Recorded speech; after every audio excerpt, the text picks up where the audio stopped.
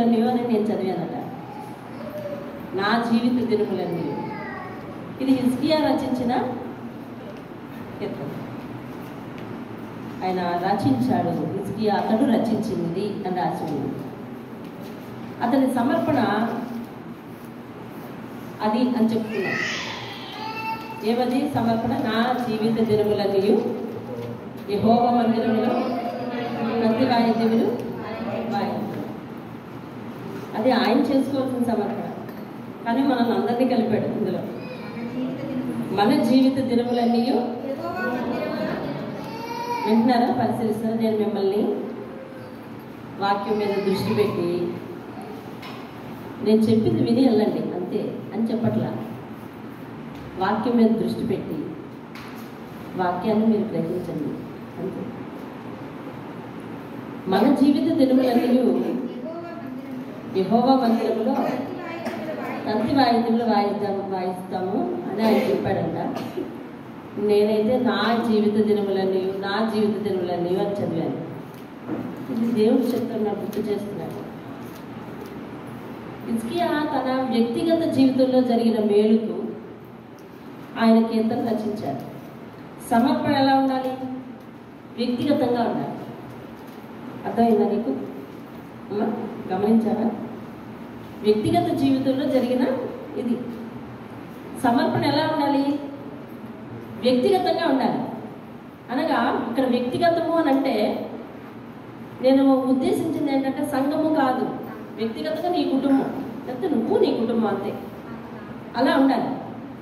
కానీ అతను ఏం చెప్తున్నాడు? మన జీవిత దినములన్నీ ఏమండి పై వరకు చూడండి.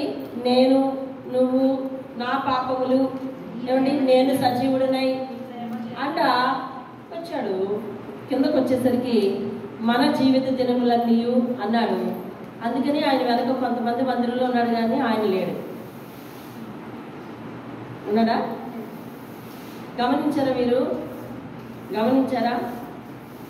ఆ తరువాత ఆయన తరువాత చాలా మంది మందిరానికి వచ్చారు. ఇప్పుడు మనం కూడా వస్తూ ఉన్నాం కానీ ఆయన లేడు. తర్వాత దినములు 39వ అధ్యాయానికి వచ్చేసరికి ఆయన వెర్షన్ అంతా అప్డేటెడ్ అయిపోయింది కదా. అప్డేటెడ్ అయిపోయింది. ఆయన వెర్షన్ అంతా మారిపోయింది.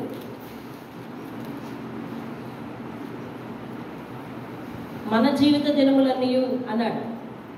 మనం అంటే ఎంతమంది గురించి సమర్పించుకుంటాడు ఆయన? అందరం. కాబట్టి సమర్పణ అలా చేసుకున్నాడు. ఆయన తర్వాత దినములో మందిరంలో లేడు. వ్యక్తిగతమైన సమర్పణ కలిగి ఉండాలి. అందుకనే దేవుడు పదే కొద్ది రోజుల నుంచి హెచ్చరిస్తుంది ఏంటంటే 17 దినములు నిరాటంకంగా దేవుని మందిరానికి వచ్చిన వాళ్ళు మీలో చాలామంది ఉన్నారు. నేను ఎవరెవరు ఎన్ని రోజులు వస్తూ ఉన్నారో అది నేను ఓపికగా రాసుకుంటా ఉన్నాను. ఆ ఓపిక తక్కువైతే పిల్లలు సాయం అడుగుతున్నాను. ఇన్ని దినములు నువ్వు వరుస కట్టి దేవుని మందిరానికి వస్తూ ఉన్నప్పుడు 40 దినాలు, అందులో ఎన్నో ఆదివారాలు, చాలా రోజుకి 8 దినములు అయితే ఫర్ ఎగ్జాంపుల్ 45 అనుకోండి. 45 దినములు దేవుని మందిరానికి ఏకదాటిగా నిరాటంకంగా వచ్చి 46వ దినం నుంచి నువ్వు మందిరానికి కట్ అయిపోకూడదని దేవుడికి మరీ హెచ్చరించబడతాను. కాబట్టి చూడండి, మన ఆప్తులను ఏదో ఒక సమయంలో కలిసి వెళ్ళిపోవాలని ఒక నియమ నిబంధనలు పెట్టుకున్నాం అనుకోండి, కలిసి వెళ్తాం కరెక్ట్. అలాగే ఇన్ని దినములు వరుసగా అలవాటైన మీకు రోజులు ఎప్పుడు వీలైనప్పుడు ఏదో ఒక సమయంలో వచ్చి 45 దినములు నాకు అలవాటు చేసాను ఆయన, ఈరోజు కూడా నేను చూద్దామని వచ్చాను అని 2 నిమిషాలు లేదా 5 నిమిషాలు నీ వీలుని బట్టి 10 నిమిషాలు మోకరించి వెళ్ళిపోండి. అది మీ జీవితానికి ఎంతో ఆశీర్వాదకరంగా ఉంటుంది. దేవుడు అదే విషయాన్ని పదే హెచ్చరిస్తూ నాకు ఈరోజు ఆ వాక్యాన్ని చూడమంటున్నాడు. నీవు చదివింది వేరు, నా జీవిత దినములన్నీ అని చదివావు, కానీ అక్కడ ఉన్నది వేరు. మన జీవిత దినములని ఉన్నాయి. మన జీవిత దినములను సమర్పణ చేసుకున్నాడు కాబట్టి తర్వాత అతను రాలేదు. కాబట్టి వ్యక్తిగతంగా సమర్పణ చేసుకోమని దేవుడు ప్రేరేపిస్తున్నాడు. నా జీవిత దినములన్నీ దేవుడి స్తోత్రం కలుగు. ఈ సంవత్సరము 40 దినాల వాక్యంలో 40 దినాల ఒక రకమైన ఏమంటారు దాన్ని, మామూలు భాషలో అయితే దీక్ష అంటారు. దీక్ష పట్టుదల అండి. ఈ 40 దినాల ఈ ప్రస్థానం ప్రయాణంలో దేవుడు ఆయన బలిపీఠానికి నువ్వు అంటు కట్టబడి ఉండేటట్టు ఒక చక్కని ఒప్పందం నీతో చేయమని అడుగుతున్నాడు. దేవుని స్తోత్రం. అదేమిటి అంటే నీ జీవిత దినములండి. దేవుని స్తోత్రం.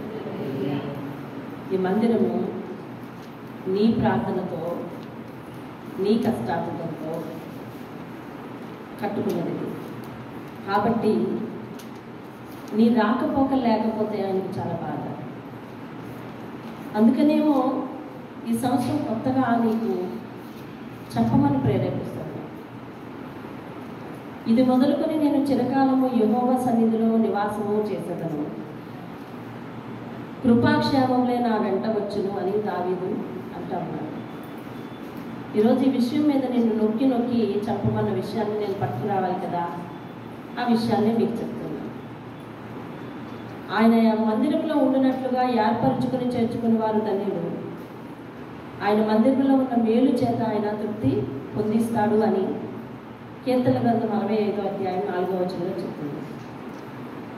కాబట్టి మందిరంలో ఉన్న మేలు, మందిరంలో ఉన్న కృపాక్షేమం నీ వెనక రావడానికి ప్రతిదినము ఆయన వచ్చి ఒకసారి కలుసుకుని ఏమండి ఒక మచ్చరంటే మీకు తెలుసు కదా, ఏమంటారు, ఒక హాజరు ఆయన దగ్గరికి వచ్చి వేసుకుని వెళ్ళిపో, ఆయన నీ వెనకే వస్తూ ఉంటాడు. దేవుని స్తోత్రం కలిగి ఇటు అలవాటును సాధకం చేయండి, చూద్దాం గెలవచ్చు మనం. దేవుని స్తోత్రం కలిగి ఒకవేళ గెలవలేక ఓడిపోయి ఆగామనుకోండి, ఒక రోజు ఏదైనా ఇబ్బంది వచ్చి ఆగామనుకోండి, ఆయనే మన దగ్గరికి వస్తాడు. దేవుని స్తోత్రం.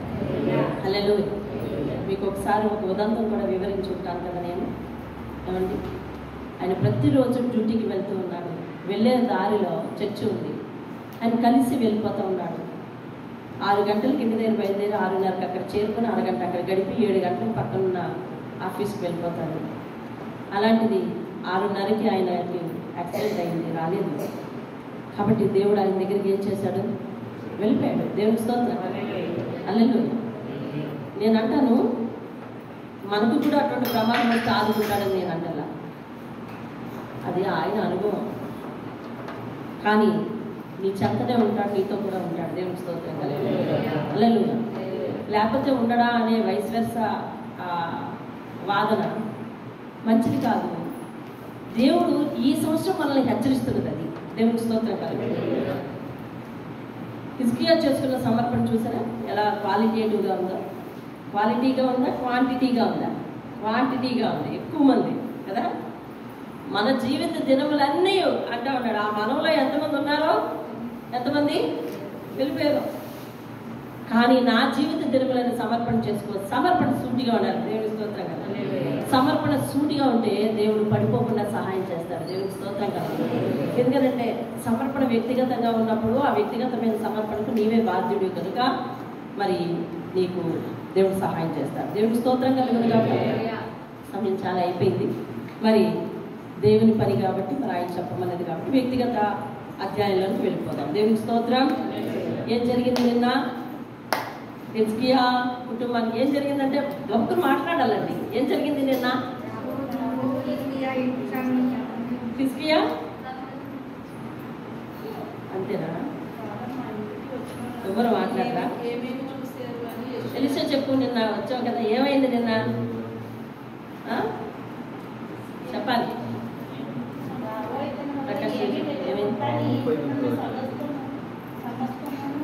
చెప్పాలి. ఎవరో ఒకరు చెప్తేనే నేను ముందుకు వస్తుందా, లేకపోతే ఆపిస్తాయి.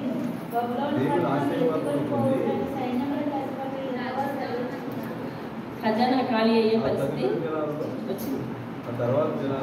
ఆ తర్వాత దినాల్లో నా జీవిత దినముల్లో అది జరగకపోయినా మేలే, నా జీవిత దినముల్లో సమాధాన సత్యములు కలుగును కాక అని అతనే దీవించేసుకున్నాడు. దేవుని మీద ఆయనకున్న ఒక ధీమా ఏమిటి అంటే 15 సంవత్సరములు ఆయుష్ ఇచ్చాడు కాబట్టి, మాట ఇచ్చాడు కాబట్టి ఎట్టి పరిస్థితుల్లో మాట తీసుకోడు. అంటే నేను గ్యారంటీగా 15 × 365 రోజులు బ్రతుకుతాను. కాబట్టి నా రోజుల్లో సమాధాన సత్యములు ఉంటే చాలు అని చెప్పి ఆయన అనుకున్నాడు.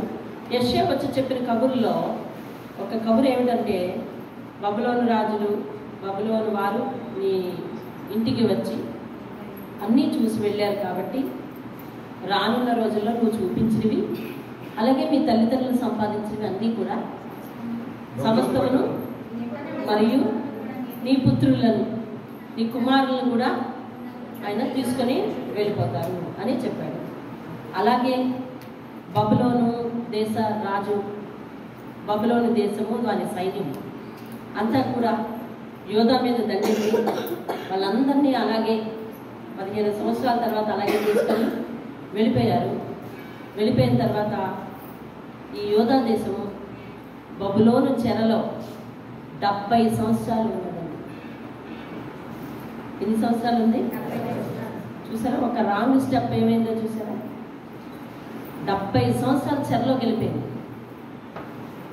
70 సంవత్సరాలు చెరలో గెలిపోయింది.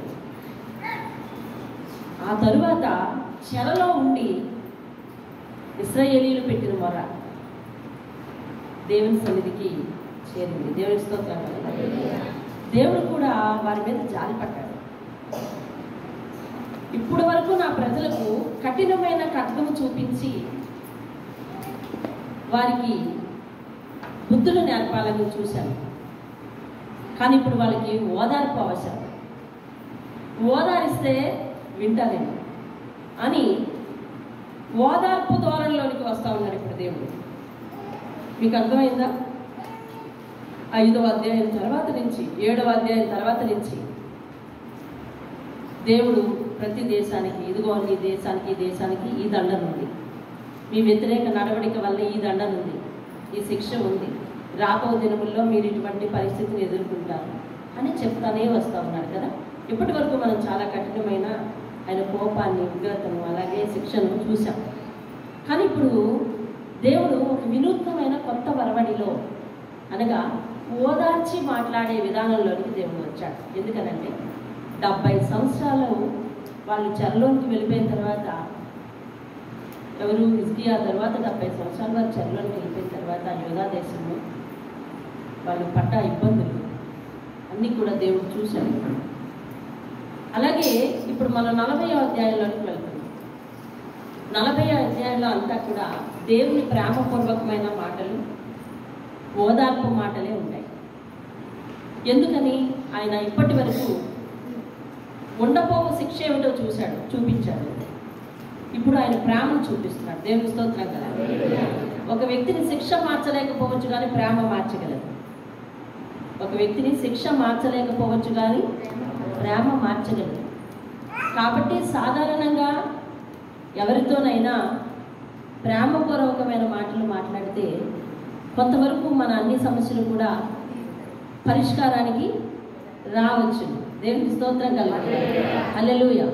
అలాగే ఇప్పటి వరకు మనం 39 అధ్యాయాలు ధ్యానించాము. పాత నిబంధనలో ఎన్ని అధ్యాయాలు ఉన్నాయి చెప్పాలి ఎవరైనా? పాత నిబంధనలు ఎన్ని అధ్యాయాలు ఉన్నాయి? 39. ఎన్ని అధ్యాయాలు ఉన్నాయండి? పాత నిబంధనలో ఎన్ని పుస్తకాలు ఉన్నాయి? 39 పుస్తకాలు ఉన్నాయి. 39 పుస్తకాలు 39 అధ్యాయాలు అన్నట్టుగా, యెషయా గ్రంథం 66 అధ్యాయాలు 66 పుస్తకాలు అన్నట్టుగా అర్థమైందండి. పాత నిబంధన కొత్త నిబంధన మేళ విప్పే యెషయా గ్రంథం అన్నట్టుగా ఒక మొత్తం బైబిల్ గ్రంథంలో ఏవేవైతే వివరించారో ఒక చిన్న యెషయా గ్రంథంలో అన్నీ వివరించబడ్డాయి అన్నట్టుగా, ఒక పెద్ద బైబిల్ అది అయితే మొత్తం బైబిల్ పెద్ద బైబిల్ అనుకుంటే ఒక యెషయా గ్రంథం ఒక్కటి చిన్న బైబిల్ అన్నట్టుగా, అలాగే పెద్ద బైబిల్లో మనకు 40వ గ్రంథము మత్తయి గ్రంథము. ఏ గ్రంథం అండి? మత్తయిలో ఏముంది? రాబో మెస్సియా గురించి ఉంది. అవునుగా, యేసుక్రీస్తు ఈ లోకానికి వస్తాడు అన్న మరి యెషయా ప్రవచనాలు నెరవేరినట్టుగా ఉన్నాయి. దేవుని స్తోత్రం కదా. ఇదిగో కన్యక గర్భవతి కుమారుని కన్ను. ఆ ప్రవచనం ఎక్కడ నెరవేరింది?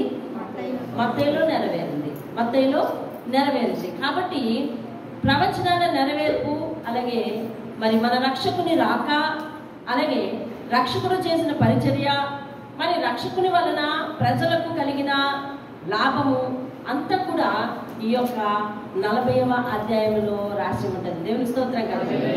39 అధ్యాయాల తర్వాత ఈ దేశము చెరలోనికి వెళ్ళింది. అలాగే మలాకీ గ్రంథం అయిపోయిన తర్వాత మరి దేవుడు చాలా కాలము ప్రవక్తలతోను కానీ ఎవరితోను కానీ 400 ఏళ్ళు, అదే 400 సంవత్సరములు, చాలా కాలం 400 సంవత్సరములు ప్రవక్తలతో కానీ ఎవరితో కానీ మాట్లాడటం మానేశాడు. ఎందుకనంటే ప్రకటించినంత, ప్రవక్తలను నడిపించినంత అయిపోయింది. ఇక ఏమేమి చెప్పదలుచుకున్నాడో, ఎవరెవరిని లేపాలనుకున్నాడో, ఎవరెవరిని ఉపయోగించుకోవాలనుకున్నాడో అందరినీ తన సేవలో ఉపయోగించుకుని అనేక మంది ప్రవక్తలతో చెప్పించాడు. ఆయా కాలంలో ఆయా ప్రవక్తలు ప్రవచించినప్పటికీ ఒకే సారాంశాన్ని ప్రవచించారు. అది అంత్యదినం గురించి ఏదైతే ప్రవచనాలు అందరూ చెప్పారో, అందరు సేవకులు ఆయా కాలాల్లో ప్రవచించినప్పటికీ కూడా అందరు ప్రవక్తలు ఒకే రకమైన ప్రవచనాన్ని చెప్పగలిగారు. ఎందుకంటే నడిపించింది ఎవరైతే వాళ్ళను పరిశుద్ధాత్ముడు కనుక పరిశుద్ధాత్ముడు అందరితో ఒకటే కబురు చెప్తాడు. అలాగే ఒకటే కబురు చెప్పాడు, ఆయన వల్లనే రక్షణ ఉన్నదని చెప్పాడు. అలాగే అన్ని విధాల ప్రకటన అయిపోయింది. ఇక దేవుడు ఊరుకున్నాడు.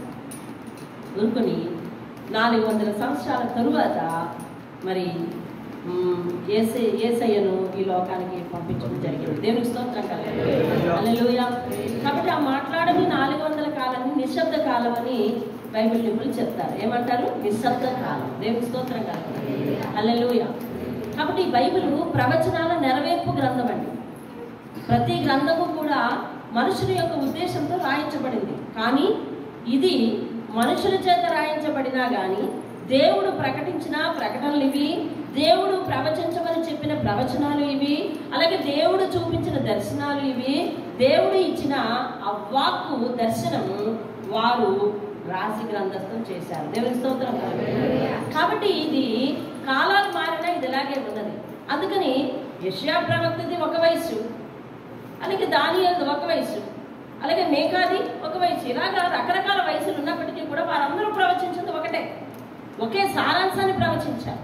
కారణం ఏమిటి అని అంటే ఆ గ్రంథకర్త రాయించేవాడు మాత్రం ఒకడు, రాసిన వారు అనేక మంది ఉన్నారు. దేవుని స్తోత్రం కలుగును. అందుకనే వారు పరిశుద్ధాత్మ ప్రేరేపణ చేత పనిచేశారు, పరిశుద్ధాత్మ చేతి కింద పనిచేశారు, ఆయన నడిపింపు చేత పనిచేశారు. కాబట్టి ఎవరు కూడా వారి పేరు రాసుకోలేదు. దేవుని స్తోత్రం కలుగును. కాబట్టి ఇటువంటి ప్రవచనాల నెరవేర్పు గ్రంథం ఇది.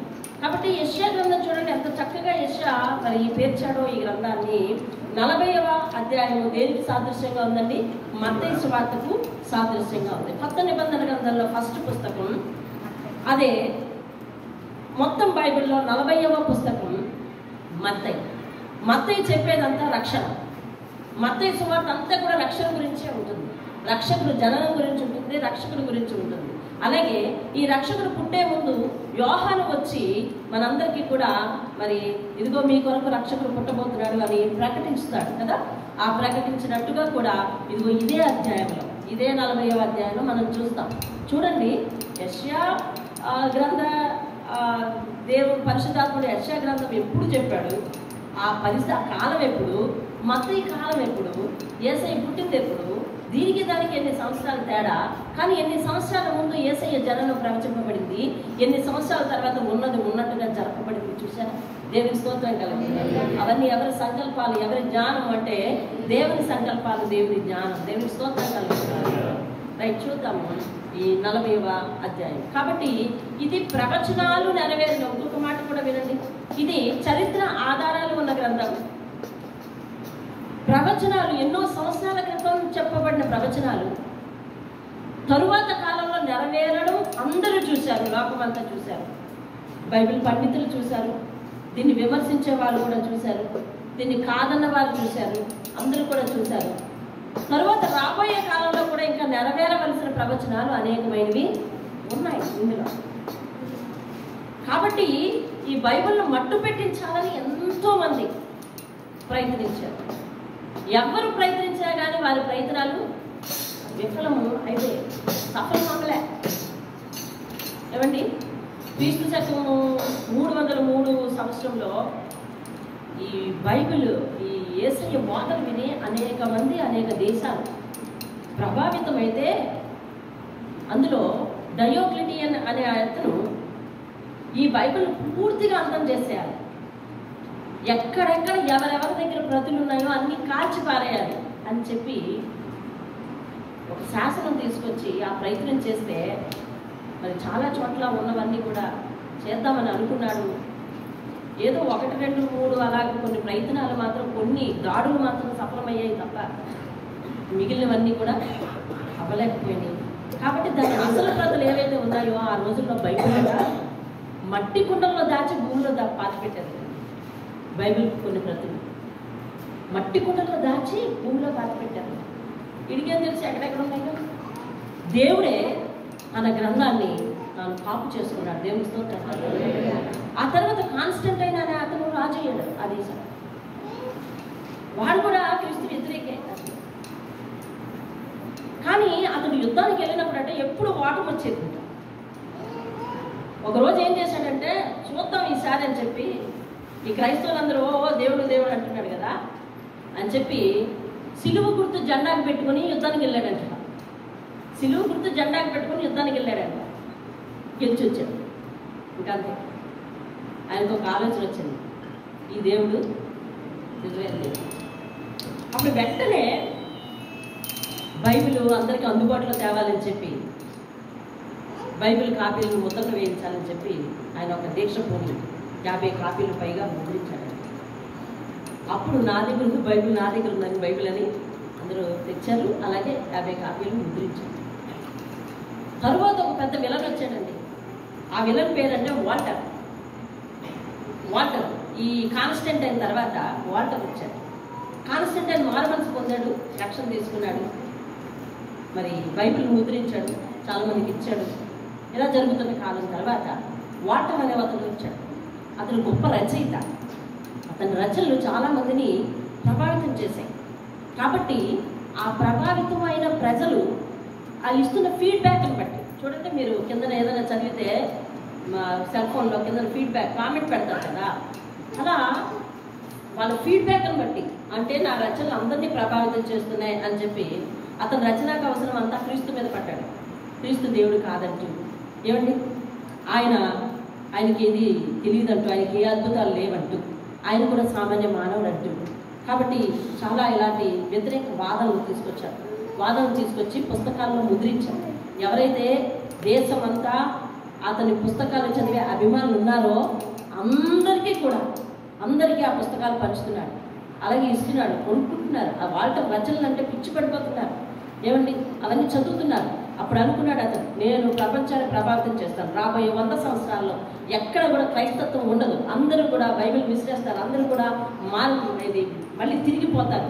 కాబట్టి వాళ్ళు రాబోయే 100 సంవత్సరాల్లో నేను ఎక్కడ కూడా క్రైస్తత్వం లేకుండా మట్టుపెట్టి అసలు నా రచనలు అంతా ప్రభావితం చేస్తున్నాయని చాలా గర్వపడ్డాడండి. రానున్న కాలంలో అతనికి ఏదో తీవ్రమైన వ్యాధి వస్తే అతను చనిపోయిన తర్వాత అతనికి ప్రెస్ ఉండేది. ఎందుకంటే అతనికి ఒక రచయిత కదండి. అతనికి ఒక ప్రెస్ ఉండేది, అతనికి ఒక పెద్ద ఇల్లు ఉండేది.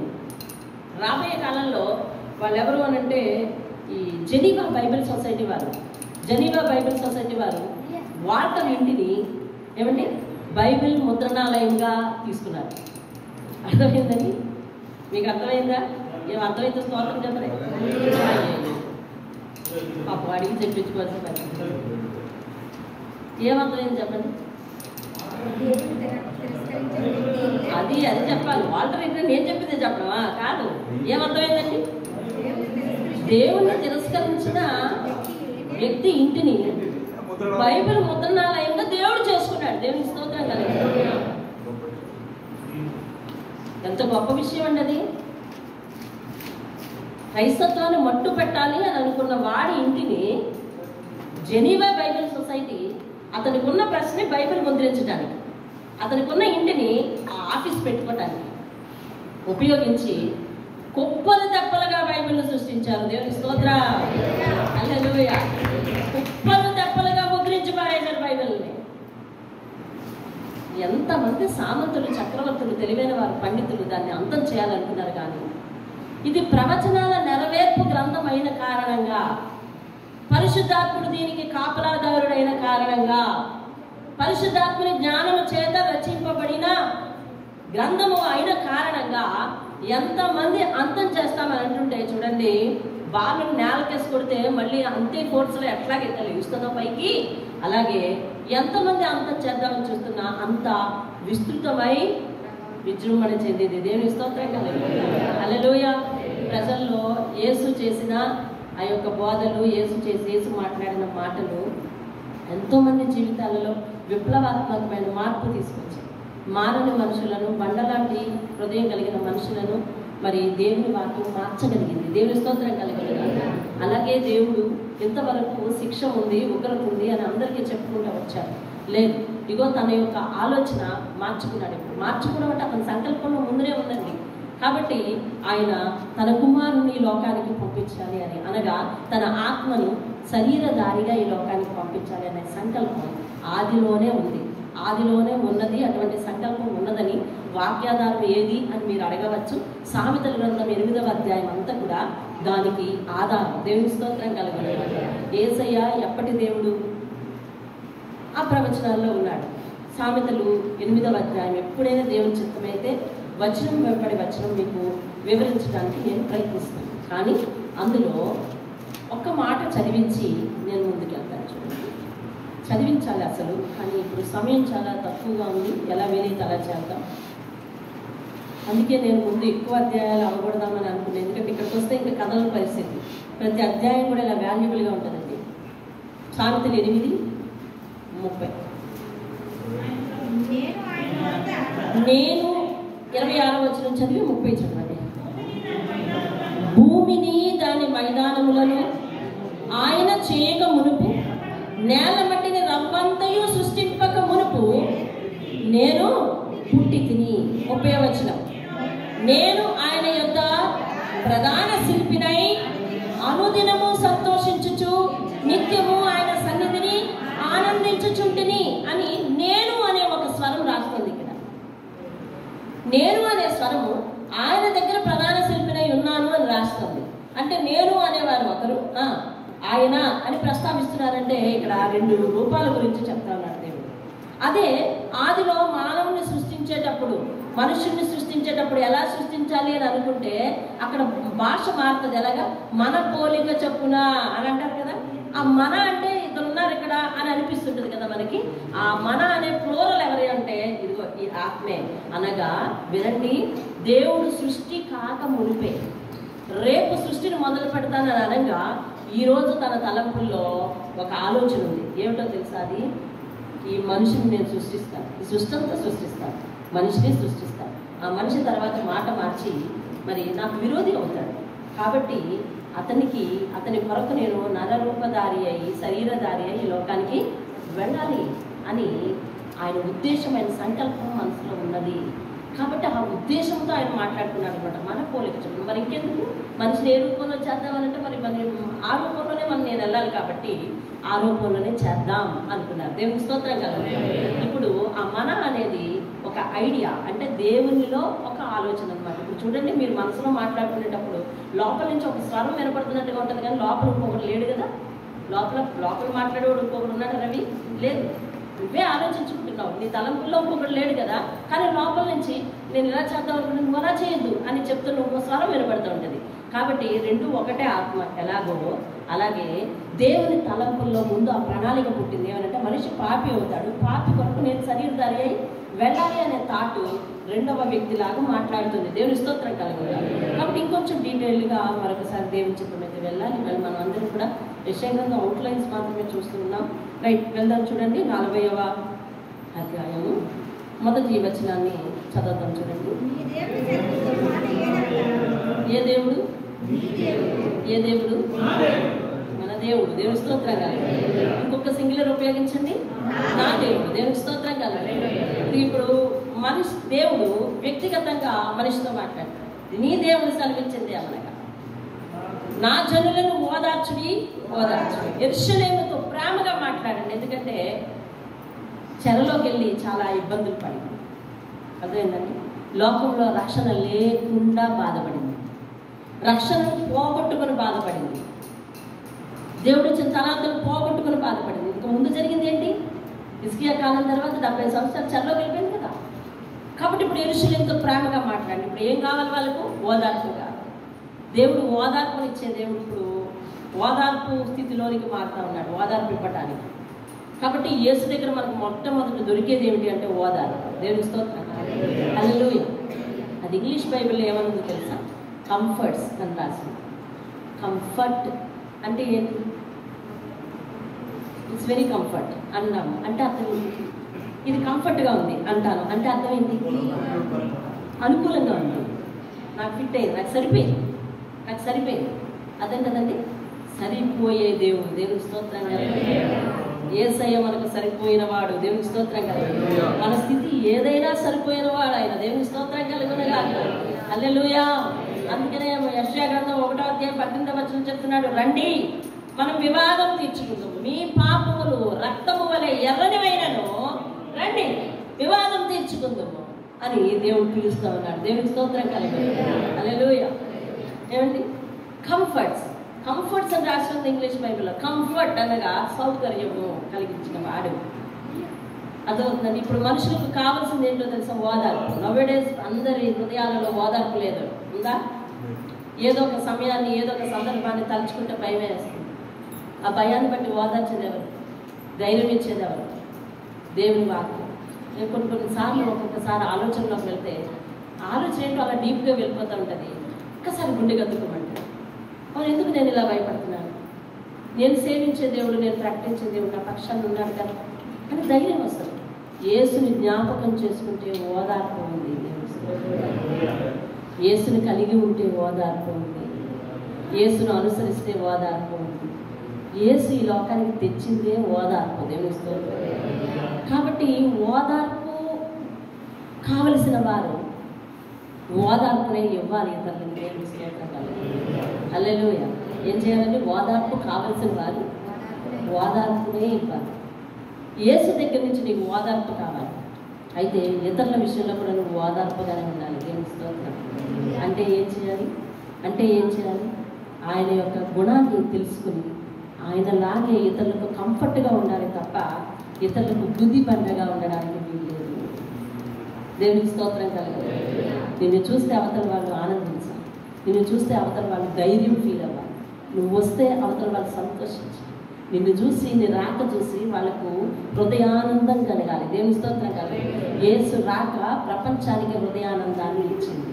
రక్షకుడు పుట్టాడనే ప్రవచనాలు నెరవేరిన తర్వాత లోకం అంతా సంతోషించింది. జ్ఞానులు ఆ విషయాన్ని కనుగొన్నారు. అర్థమైందా? పరిశుద్ధుడు ఈ లోకంలో పుట్టాడు, పాపం లేని పుట్టాడు, పాపులను రక్షించడానికి యేసయ్య ఈ లోకానికి వచ్చాడు అన్న సంగతి తెలిసిన తర్వాత ప్రజలందరూ కూడా సంతోషించారు. దేవుని స్తోత్రం కలుగుతుంది.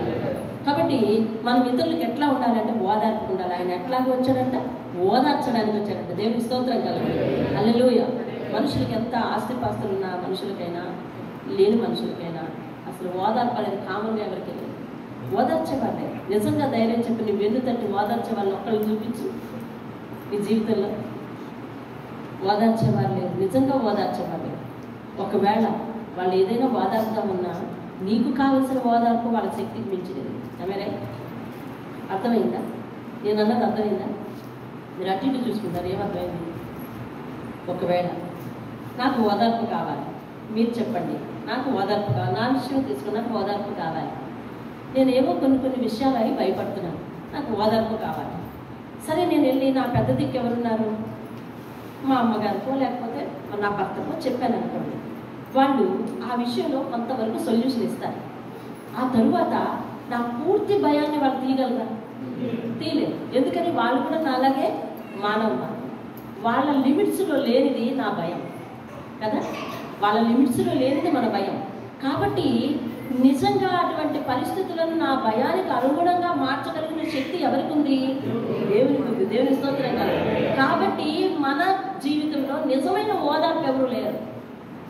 ఒకవేళ వాళ్ళు నిజంగా పూర్తిగా కంఫర్ట్ అవుతానని అన్నా కూడా నాకు కావలసిన సౌకర్యం, నేను పడే భయము వాళ్ళ యొక్క చేతలకు మించి ఉంది. అర్థమవుతుందండి? కాబట్టి నిజంగా ఓదార్చి నిజంగా మనకు అభయాన్నిచ్చే శక్తి ఈ లోకంలో లేనే లేదు. అది ఉన్నది అని అంటే ఒకే ఒక్కడు. ఆ ఒక్కడు ఎవరు అని అంటే మనల్ని ఓదార్చి రక్షణించి నరకాన్ని నుంచి తప్పించి పరలోకానికి చేర్చగలిగిన యేసయ్య ఒక్కడే. దేవుని స్తోత్రం కలుగుతుంది. హల్లెలూయా. ఆయన ఓదార్పు అయి ఉన్నాడు మనకి. దేవుని స్తోత్రం. హల్లెలూయా. అది చూడండి, దేవుని వాక్యం సెలవిస్తుంది. కానీ చాలా లేఖనాలు చదవాల్సి ఉన్నది. అయినప్పటికీ మనం కొంచెం ముందుగా వెళ్ళడానికి ప్రయత్నిద్దాం. యెహోవా చేతి వలన ఆమె అనగా యెరూషలేము తన సమస్త పాపముల నిమిత్తము రెండింతలు పొందినన్న సమాచారం ఆమెకు ప్రకటించింది. ఆలకించుడి, అడవిలో ఒకడు ప్రకటించుచున్నాడు. ఏంటంటే అడవిలో ఒకడు ప్రకటించుచున్నాడు. ఎట్లనగా అరణ్యంలో యెహోవాకు మార్గము సిద్ధపరచుడి, ఎడారిలో మా దేవుని రాజమార్గం సరళము చేయుడి. ప్రతి లోయను ఎత్తు చేయవలెను, ప్రతి పర్వతమును ప్రతి కొండను అణచవలెను. వంకరవి చక్కగాను కరుకైనవి సమముగాను ఉండవలెను. యెహోవా మహిమ బయలుపరచబడును, ఒకడును తప్పకుండా సర్వ శరీరులు దానిని చూచెదరు. దేవుని స్తోత్రం కలుగును గాక. యోహాను సువార్త 1:23 ఒకటి తీయాలి. మత్తయి సువార్త 3:1-3 తీయాలి. మత్తయి సువార్త 1 నుంచి 3 వచనాలు ఆడవాళ్ళు తీయండి. యోహాను సువార్త 1 నుంచి 23 మగవాళ్ళు తీయండి. లూకా సువార్త 3 నుంచి లూకా సువార్త 3వ అధ్యాయం 2 నుంచి 6 పిల్లలు తీయాలి. మొదట యోహాను పత్రిక చదవండి, లేదా మత్తయి చదవండి. ఏం చదువుతున్నారు మీరు? మత్తయి సువార్త 3వ అధ్యాయం 1 నుంచి 3 చదవాలి ఫాస్ట్గా. మైక్ చూస్తే బాగుంది. పరలోక రాజ్యము సమీపించి ఉన్నది, మారు మనసు పొందుడని యూదయ అరణ్యంలో ప్రకటించుచుండెను. ప్రభు మార్గం సిద్ధపరచుడి, ఆయన త్రోవలు సరళము చేయుడని అరణ్యంలో కేకవేయని ఒకని శబ్దము అని ప్రవక్త అయిన యెషయా ద్వారా చెప్పబడిన వాడతడే. ప్రవక్త అయిన యెషయా ద్వారా చెప్పబడిన వాడు ఇతడే. అరణ్యంలో కేకవేయి ఒక శబ్దం. దేవుని స్తోత్రం కలుగును గాక. యేసు రాకముందు యోహాను మరి దేవుని గురించి ప్రకటించాడు. అరణ్యంలో కేకవేసి అరణ్యంలో సువార్త చెప్పాడు అన్నమాట. అరణ్యంలో సువార్త చెప్పడం ఏంటి? అరణ్యం మనకి ఈ లోకం. దేవుని స్తోత్రం కలుగు. ఈ లోకంలో ఏమండి ప్రజలందరూ కూడా మానులై బండలై దేవుని సువార్తను వినని వారు ఉన్నారు. అర్థమైందా? అట్టి వారి మధ్య యోహాను అరణ్యంలో కేకవేయను ఒక శబ్దం. అదిగో యెషయా ద్వారా యెషయా చెప్పబడిన ప్రవచనం అందులో నెరవేరింది. దేవుని స్తోత్రం కలిగిన హల్లెలూయా. యెషయా చెప్పిన ప్రవచనం చదవండి. ఇంకొకటి లూకా సువార్త 3వ అధ్యాయం 2 నుంచి 6 వచనాలు. ఇంకా తీయలేదు. చదవమ్మా.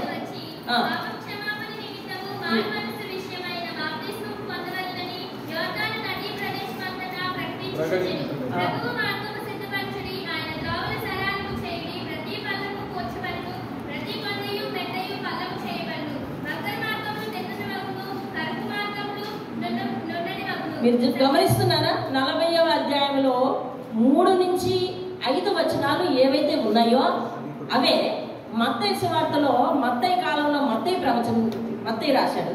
అలాగే లూకా కాలంలో లూకా రాశాడు. వీళ్ళు రాసి ఏమంటున్నారంటే ప్రవక్త అయిన యెషయా ప్రవచించిన వాక్యములు ఇవే, అతడు ఇతడే అని చెప్తా ఉన్నారు. యోహాను గురించిన ప్రవచనం అని. దేవుని స్తోత్రం కలుగుతుంది. 40వ అధ్యాయము 3 నుంచి 5 వరకు ఎవరి గురించి రాయబడిందండి? యోహాను గురించి రాయబడింది. అర్థమవుతుందండి? క్రీస్తు పూర్వము 765 సంవత్సరాల కాలంలో యెషయా గ్రంథం రాయబడింది. అంటే 765-64 సంవత్సరాల తర్వాత అతను పుట్టబోతున్నాడని ప్రవచనం చెప్పిందే కాక అతని ముందు సువార్త చేసి అతని గురించి కూడా ఈ యెషయా ప్రవచించాడు. దేవునికి స్తోత్రం కలుగుతుంది. హల్లెలూయా. అలాగే ఇంకొకటి యోహాను 1:23 చదువు. అందుకతడు ప్రవక్త యెషయా చెప్పినట్టు నేను ప్రభువు త్రోవ సరళము చేయుడి. ఇప్పుడు యెషయా యోహానే మాట్లాడుతున్నాడు. ఎందుకంటే ఇది యోహాను రాసిన గ్రంథం. మీకు అర్థమైందండి? యోహాను రాసిన గ్రంథం ఇది. కాబట్టి యోహాను చెప్తా ఉన్నాడు. ఏమని చెప్తున్నాడండి? అందుకతడు ప్రవక్త యెషయా చెప్పినట్టు నేను ప్రభువు త్రోవ సరళము చేయుడని అరణ్యములో ఎలుగెత్తి చెప్పు ఒకరి శబ్దం అని చెప్పాను. పంపబడిన వారు పరిసయ్యులకు చెందిన వారు. చాలు. దేవుని స్తోత్రం కలుగును. అరణ్యములో చెప్పబడిన అరణ్యములో కేక వేసిన ఒక శబ్దం. దేవుని స్తోత్రం కలుగును. కాబట్టి ఈ విషయాలే మనం గమనిస్తే యెషయా చెప్పిన ప్రవచనాలు అక్కడ నెరవేరు. అలాగే చూడండి 5వ వచనం ఎలాగుంది? యెహోవా మహిమ బయలుపరచబడును, ఒక్కడును తప్పకుండా సర్వ శరీరులు దాన్ని చూచెదరు. నేను ఈ యొక్క నెరవేర్పును నేను చదువుతున్నాను. చూడండి లూకా సువార్త 2వ అధ్యాయం తీయండి. లూకా సువార్త 2 25 నుంచి 32 వచనాల వరకు చదువుతాను. చూడండి 25 నుంచి. ఇవన్నీ లేఖనాలు నెరవేర్పండి కావాలి కాబట్టి చదవక తప్పదు. 2వ అధ్యాయము 25 నుంచి ఏమండి 51వ పేజీలో ఉంది. యెరూషలేమునందు సిమియోనను ఒక మనుషుడున్నాడు. అతడు నీతిమంతుడు, భక్తిపరుడై ఉండి ఇశ్రాయేలీయుల యొక్క ఆదరణ కొరకు కనిపెడుతున్నాడు. పరిశుద్ధాత్మ అతని మీద ఉన్నది. అతడు ప్రభు యొక్క క్రీస్తును చూడక మునుపు మరణం పొందడని అతనికి పరిశుద్ధాత్మ చేత బయలుపరచబడి ఉండేను. యెరూషలేములో సిమియోను అనే ఒక వ్యక్తి ఉన్నాడంట. అతనికి పరిశుద్ధాత్మ ఏమని చెప్పిందంటే, నువ్వు క్రీస్తుని చూశాకే చనిపోతావు అని చెప్పిందంట. అక్కడ ఏమని రాసింది 5వ అధ్యాయంలో, అతని మహిమ బయలుపరచబడును. దేవునికి స్తోత్రం కలుగుతుంది. అది ఇతడే అన్నమాట. చూడండి, అతడు ప్రభు యొక్క క్రీస్తుని చూడక మరణం పొందడని అతనికి పరిశుద్ధాత్మ చేత బయలుపరచబడి ఉండేను. ఆత్మవశుడై అతడు దేవాలయంలోనికి వచ్చెను. ఎప్పుడు ఇది? యేసయ్యను దేవాలయానికి తీసుకెళ్లారు కదా, అప్పుడు అన్నమాట. ఆ సిమియోను చూసి ఆ చంటి బిడ్డ అతన్ని ఎత్తుకుని ఇట్లా అంటున్నాడు. చూడండి, అంతటా ధర్మశాస్త్ర పద్ధతి చొప్పున ఆయన విషయమే జరిగించుటకు తల్లిదండ్రులు శిశువైన యేసును దేవాలయంలోకి తీసుకుని వచ్చినప్పుడు అతడు తన చేతుల్లో ఆయన ఎత్తుకుని, ఎవరిని? యేసయ్యని ఎత్తుకుని ఏమని అంటున్నాడు చూడండి, దేవుని స్తుతించుతూ ఇట్లా నేను ఎత్తుకున్న పిల్లని పట్టుకుని అంటున్నాడు, నాదా ఇప్పుడు నీ మాట చొప్పున సమాధానముతో నీ దాసును పోనిచ్చుచున్నావు. అనగా నిన్ను చూసిన తర్వాత నేను చనిపోతాను ప్రభు, నేను చూశాను.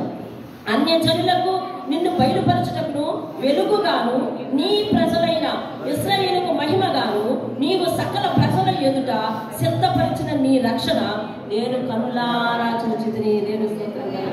హల్లెలూయా. యెషయా ఎంత వివరంగా ఒక్కొక్కరి గురించి ఎలా ప్రవచించారో చూడండి. అలాగే 40వ అధ్యాయంలోకి నేను ఇంకా ముందుకు వెళ్తున్నాను. అవన్నీ రాసుకుని కొంచెం ఇంటి దగ్గర లేఖనాలు చాలా జాగ్రత్తగా పరిశీలించండి. దేవుని స్తోత్రం కలుగుతున్నాను. రైట్, నేను 7వ వచనం చూడండి. 5వ వచనము కింద, ఇలాగు జరుగునని యెహోవా సెలవించి ఉన్నాడు. నేను గబగబా ముందుకెళ్తున్నాను. ఆలకించుడి, ప్రకటించమని ఒకడు ఆజ్ఞ ఇచ్చుచున్నాడు. మరి నేనేమి ప్రకటించున్నాను మరి ఒకడు అడుగుచున్నాడు. సర్వ శరీరులు గడ్డి అయి ఉన్నారు. అదవుతుందంటే అందరికీ ప్రకటించమని పిలుపు ఉన్నదంట. అందరూ సువార్త చేయాలి. ఏమని ప్రకటించాలి అని అడుగుతామంట. మనం ఏమని ప్రకటించాలి, ఏమని సువార్త చేయాలని అడుగుతామంట. అందుకు చూడండి, ఏమని సువార్త చేయాలో చూడండి. సర్వ శరీరులు గడ్డి అయి ఉన్నారు, వారి అందమంతయు అడవి పువ్వు వలె ఉన్నది. యెహోవా తన శ్వాసము ఒకవేళ దాని మీద ఊదితే గడ్డి ఎండును, పువ్వువాడు. నిశ్చయముగా జనులు ఆయుష్ కూడా అంతే. జనుల ఆయుష్ కూడా ఎలాంటిదంట? గడ్డి పువ్వు వలె. కాబట్టి గడ్డి వలె, గడ్డి పువ్వు వలె ఉన్న మన జీవితాల్లో రక్షకుడు, సృష్టికర్తను మనం తెలుసుకోవాలి. ఏమని ప్రకటించాలి? అందరూ ప్రకటించండి అని అంటే నేనేం ప్రకటించాలి, దేని గురించి ప్రకటించాలని అడుగుతున్నామంట. ఏం సువార్త చేయాలి, దేని గురించి చేయాలని అడుగుతున్నామంట. ఇదిగో సర్వ శరీరులు గడ్డిని పోలే ఉన్నారు. యెహోవా శ్వాసం ఒకడే ఎవరి మీదైనా వస్తే వాళ్ళు ఎండిపోతారు. కాబట్టి ఏం చేయాలంటే సియోను సువార్త ప్రకటించుచున్నదా. అందుకని చూడండి, గడ్డి ఎండిపోవును, దాని పువ్వు వాడిపోవును, కానీ మన దేవుని వాక్యము, దేవుని స్తోత్రం కలుగునుగా, మన దేవుని వాక్యము అంటే ఏంటి? వాక్యం అనగా ఏమి? మళ్ళా దేవుడే. అంటే మన దేవుడు నిత్యము నిలుచును. అంటే నిత్యము నిలిచి ఉండే దేవుణ్ణి గడ్డి పువ్వు వంటి వారము మనము ఆయనను ఆశ్రయిస్తే నిత్యము నిలిచే దేవునితో నిత్యము నిలిచే భాగ్యం వస్తుంది. దేవుని స్తోత్రం. మన ఆయుష్ అల్ప ఆయుష్, కానీ ఆయన వాక్యము ఆయన నిత్యము నిలుస్తాడంట. నిత్యము నిలిచే ఆయనతో నిత్యము ఉండే భాగ్యం మనకు వస్తుందంట. దేవుని స్తోత్రం కలుగుతుంది. అది చూడండి, ఇంకా ముందుకు వెళ్దాం. అది సేమ్ లెటర్స్, సేమ్ వాక్యం. పరిశుద్ధాత్మ మళ్ళీ ఎవరికి చెప్పినాడు తెలుసా? పేతురు చెప్పాడు. చూడండి, పేతురు రాస్తాడు. అదే మనుషులు తీసుకొని పేతురు రాస్తాడు. చూడండి, 1వ పేతురు రాసిన పత్రిక. అక్కడ పేతురు మెన్షన్ చేశాడంటే యెషయా గ్రంథం చూసి ఆయనేమి కాంట్రవర్సీ రాసిన లెటర్ ఏం రాయలేదు. పేతురు రాసిన పత్రికలో ఈ యెషయా ధ్యానాలను ఆయన కూడా ఎత్తుకుంటాడు. చూడండి, 1వ అధ్యాయం 22 నుంచి 25 వరకు చదవండి. ఈ లేఖనాలను పట్టుకొని చదువుతుండాలి. అంటే దీన్ని గుర్తు పెట్టుకొని 22 నుంచి చదవాలి. చదవండి. మీరు క్షయ బీజం నుండి అనగా నాశనం అయిపోయే బీజం నుండి కాక వాక్యం మూలముగా కనుక మిక్కుటమైన సహోదర ప్రేమ కలుగునట్లు మీరు సత్యములకు విధేయులవుట చేత మీ మనస్సులను పవిత్రపరుచుకుని వారే ఉండి